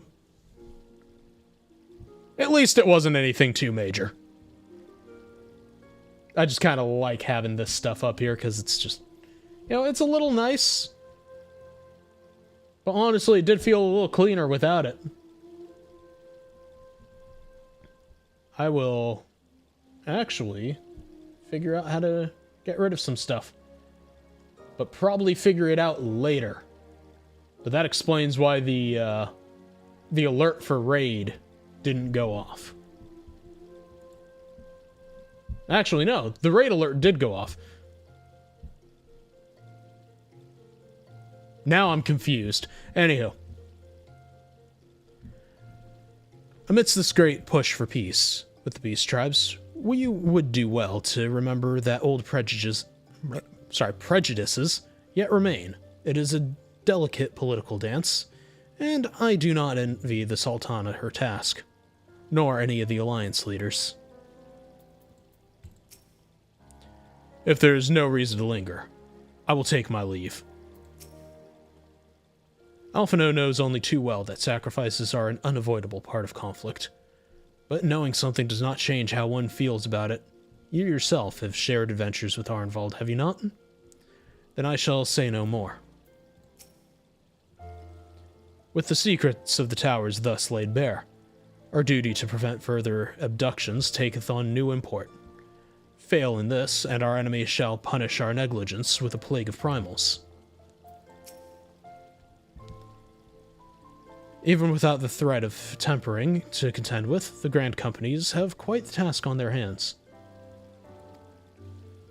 Regardless of Her Grace's protestations to the contrary, it may be best to dispatch a few of our own to assist the endeavor.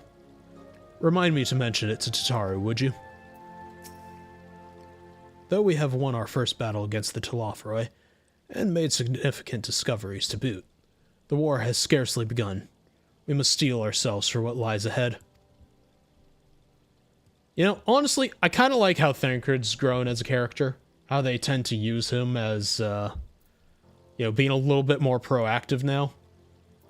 Like, I don't know, just something about that. It feels good that they've kind of made him not terrible.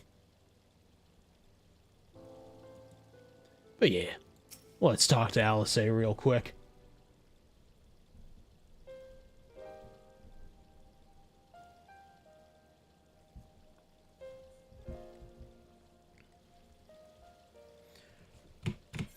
There we go. Time to stop that. Alright then. Unless anyone has any objections, I think it's time we've returned to the Rising Stones.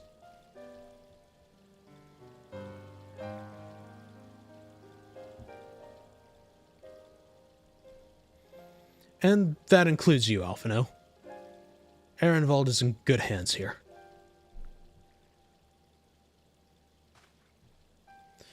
Of course. He would doubtless mock me for pacing about the infirmary.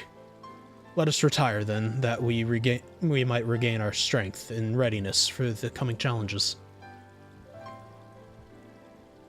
If all are in agreement, then I shall let Kral know to expect us. A hot bath and hearty meal shouldn't be beyond arranging in the time available.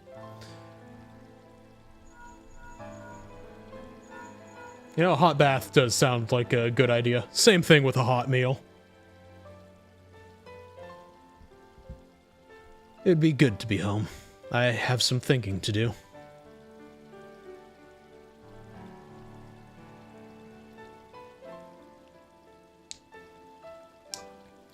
Yes, I'll try asking him, and thank you. I shall look forward to it. You know, I do like when they have Alphino go through things and force him to grow as a character. Our comrades eagerly await our return. And Kryl, in particular, has a few matters she is keen to discuss. One of which concerns you, Estinian, believe it or not. Well, you will join us, won't you?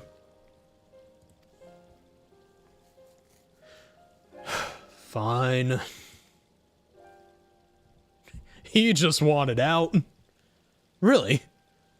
I thought you said you were avoiding that Baldessian woman.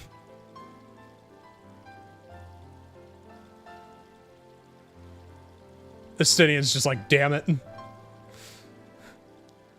Have to go now. If I refused, she would only pursue me. Let's get this over with, shall we?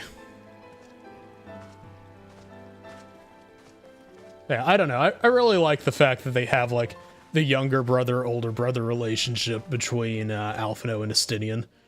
I think it's just a nice touch. And Revenant's Toll.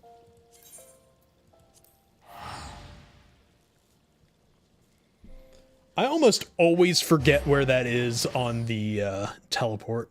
I don't know why. Also, Shar, want to know something funny about me forgetting to turn on the chat box? I actually spent a good deal of time last night finding exactly what I wanted dialed in. Like, I actually went through and was like, okay, what is a good amount of time for messages to stay up? Because before they were disappearing after like 15 seconds. And I felt like that was maybe a little too little. So I actually spent a good deal of time dialing it in, and then I just forget to make use of all of that work. You know, just typical me, isn't it? Work on something, forget it exists. Welcome back. I expect you must all be exhausted. Ere you take your rest, however, I would beg a moment of your time. Just look at her dead in the eye. You have one moment and one moment only. Thanks to Arenvold's selfless efforts, we may now be confident that we understand the function of the towers. But many questions remain regarding the reason for the summonings, and what lurks behind the looming edifice in Garlemald. Oh? Until such questions are answered, we will struggle to devise an effective strategy for thwarting the Telofroi's stated aim. Nothing less than the destruction of this star. And so, given the gravity of the situation, I move that we petition the aid of Sharlayan. Okay, I think we are going into Endwalker next time. I think that's when we pick back up. The ancient knowledge preserved within our archives may hide a clue to our enemy's methods. But given Sharlayan's established policy of non-intervention, our former colleagues are not like to aid us in its discovery. Oh, I well remember what they're like. The Forum's barefaced refusal to assist you in the days prior to the calamity must rank as Sharlayan's most shameful act since the Exodus. But were the final days to be reenacted, it would spell doom for us all. Surely even they cannot turn a blind eye to that. One can only hope. We are all of the same mind on this matter. Urgent as it seemed, I took the liberty of petitioning the Alliance for leave to act as Eorzea's emissary, and have since received their blessing. I presume your role as a student of Baldessian will carry some weight with the Forum? One can but hope. If truth be told, our organization has been a shadow of its former self ever since the disappearance of the Isle of Val.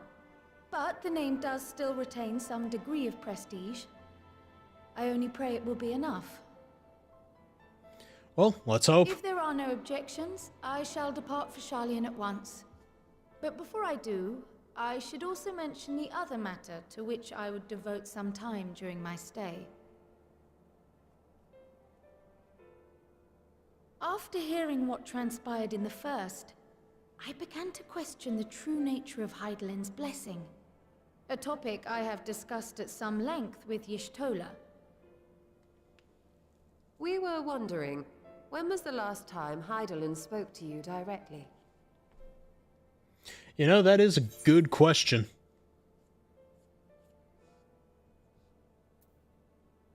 Was it in the Crystarium? She didn't really talk to us. It was just a message that was kind of being blasted out, wasn't it? But you know what? Let's go with the Crystarium.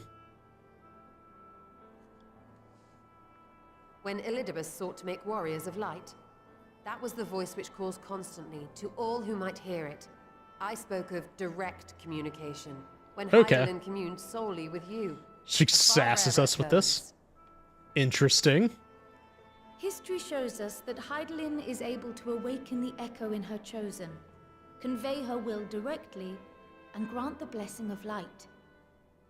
To our knowledge, however, she has not sought to intervene in man's affairs for some considerable time. Might not the explanation for that lie with her choice of champion? Mayhap she is content to trust in his judgment. Mayhap she is. But following my initial discussion with Krile, I made inquiries of my own. And as far as I am able to tell, Hydaelyn has not made her will known to anyone. Interesting. During my time in the First, the Oracle of Light spoke to me through Reen. But that was not the will of Hydaelyn. It was Minfilia herself. Indeed. And while she and Hydaelyn were inextricably linked, Minfilia yet acted of her own volition. A messenger, yes, but one who spoke with her own voice. Honestly, not too different from Elidibus there. I wonder, could Hydaelyn's silence suggest the presence of some disruptive force, perhaps? Some obstacle to communication? While I share Urianger's high opinion of your conduct, I see no reason why she would deny you her guidance altogether. Well, that's one way to skirt making it sound like she doubts us. The fact is, we simply don't know. But if the explanation is to be found anywhere, I can think of worse places to look than the archives of Sharlayan, and their research on the Ethereal Sea in particular.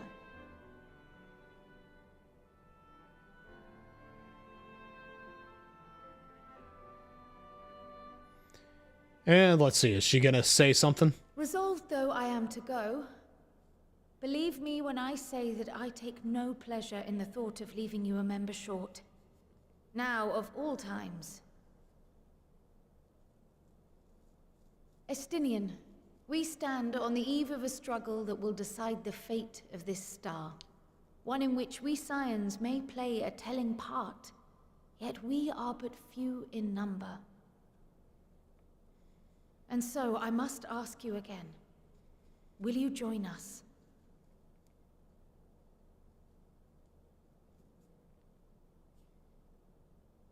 Oh, he's looking at him like a sad puppy. You see the world the way you want it to be. I see the world the way it is. You are idealistic to a fault. But I know you would never turn your back on those in need. Never close your eyes to their suffering. And somehow, your deeds lend truth to your words, giving the lie to my doubts in so doing. I have seen others draw strength from your belief. In Ishgard, in Alamigo, you inspired them to stand up and fight. To win, no less. And even when you lost those you held dear, you carried their spirit with you. and made their memory your guiding light. The burden of so many hopes and dreams would be too heavy for most to bear.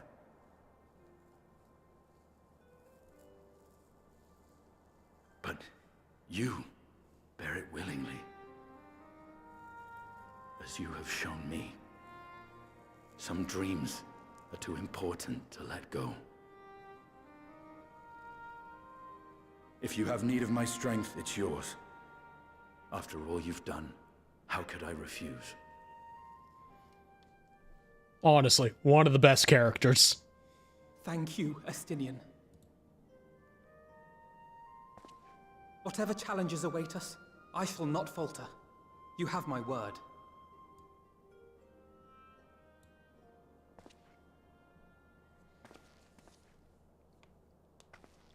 Well, seems like we get at least a little bit of a happy ending here. I may bid you farewell. Safe in the knowledge that all is as it should be. In this little corner of the world, at least.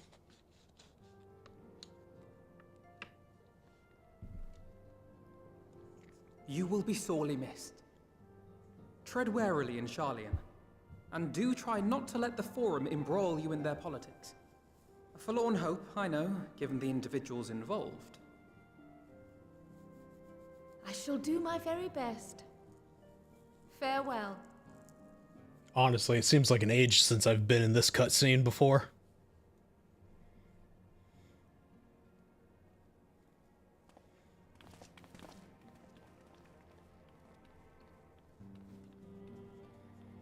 Like, I don't know about y'all, but whenever I go back to a game after it being so long, it kind of feels like playing it for the first time again. And meanwhile, in the Imperial Palace. So yes, we are at the end of the patch.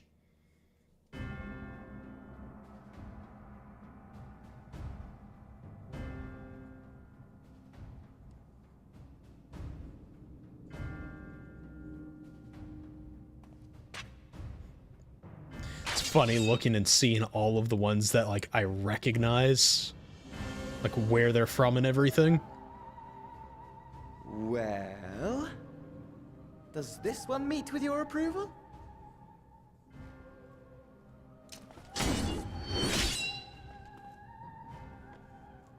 Apparently not. Or could it be that you're still upset about the dragons?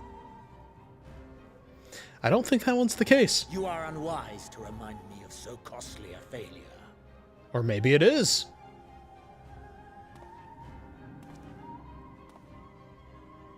It will not affect our plans, I trust. Oh, hardly at all. Though, admittedly, the chances of us being able to procure any more Mericidian dragons are rather slimmer following Tiamat's reappearance.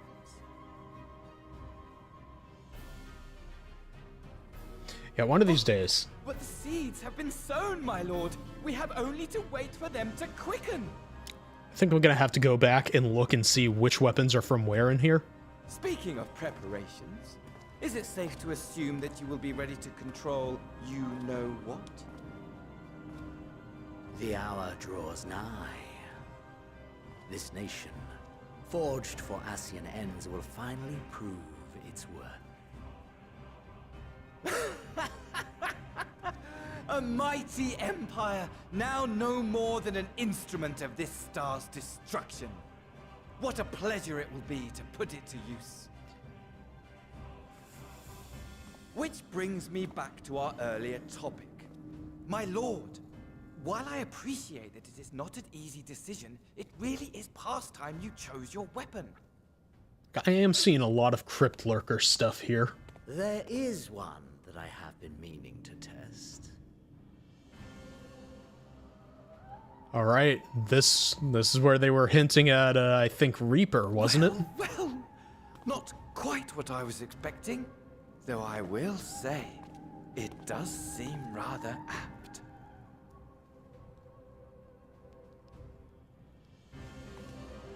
I don't know, do they show the weapon in this? No, they don't. Okay.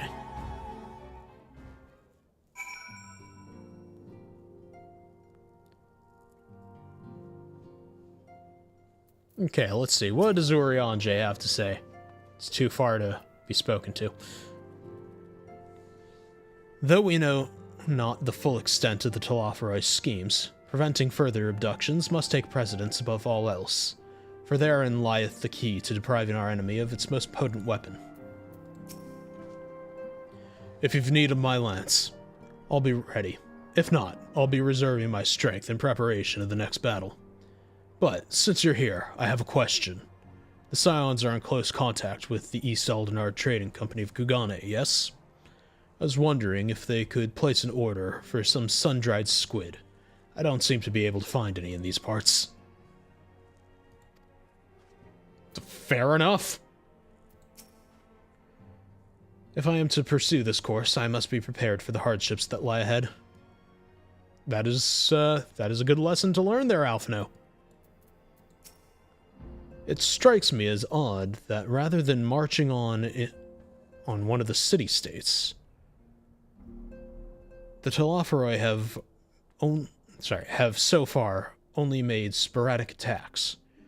I doubt they'd go to the trouble of putting up all those towers if that was all they had in store for us.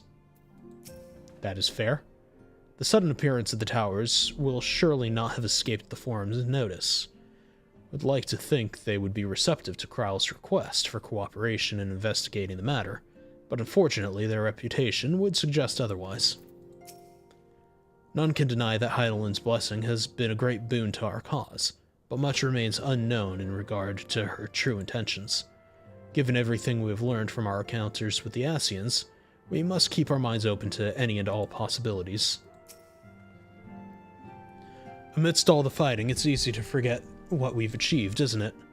I mean, we cured Tiamat. Tiamat, for heaven's sake. You will tell me if I become insufferably smug, won't you? Because of the way things are going, it feels like a definite possibility. Well, it looks like I'm going to have a busy few moons. How can I mispronounce the word moon? Anywho, well, it looks like I'm going to have a busy few moons. Not that they ever seem to be anything but. Thancred's got me dispatching troops to every corner of the realm, which is not to say I don't trust the Alliance, because I do, but when it comes to putting down primals, nobody does it better than us. Well, than you lot, more accurately. You won't catch me trading blows with a primal in the near future, but for every fell fiend you vanquish, there's countless meals to arrange, baths to fill, sheets to wash, stores to replenish, and the list goes on. Which is where I come in. And gladly, mind you. It's the least I can do to support the Scions who risk life and limb, like poor Arenvald. I wish there was something we could do for him, but we'll have to settle for saying the odd prayer and keeping a roof over our heads. It wouldn't do to have him come back to a complete shambles now, would it? But that's enough of my rambling. Off you go and get some rest. If there are any developments, I promise you'll be the first to know. And there we go. I think that now puts us just about ready to go into Endwalker. And with that, we are going to be heading off for the night. We're going to be finding someone to raid. Well, let me just log out real quick. And for everyone who's tuned in on YouTube, thank you for joining. Let me just give you some things to follow. Also, same with the people on Twitch. Let me just give you all my socials. If you didn't know, I have a Blue Sky, Twitter, Discord, and YouTube. Please do follow me on Twitter and Blue Sky if you're so inclined. The Discord's the easiest place to find any updates on anything that's going on, and YouTube is where I post my other forms of content. And I would very much appreciate if you would, follow me on all of that. Ow! Just getting in a bonk for the road? Is that the case there, Shar? Yeah, thank you everyone for stopping on in. I hope you all had a lovely time. I know that I did. And I hope to see you all later. If anyone on YouTube needs these, there we go. And now I'll end the YouTube stream and just tidy up there real quick. Got to do some in-studio editing.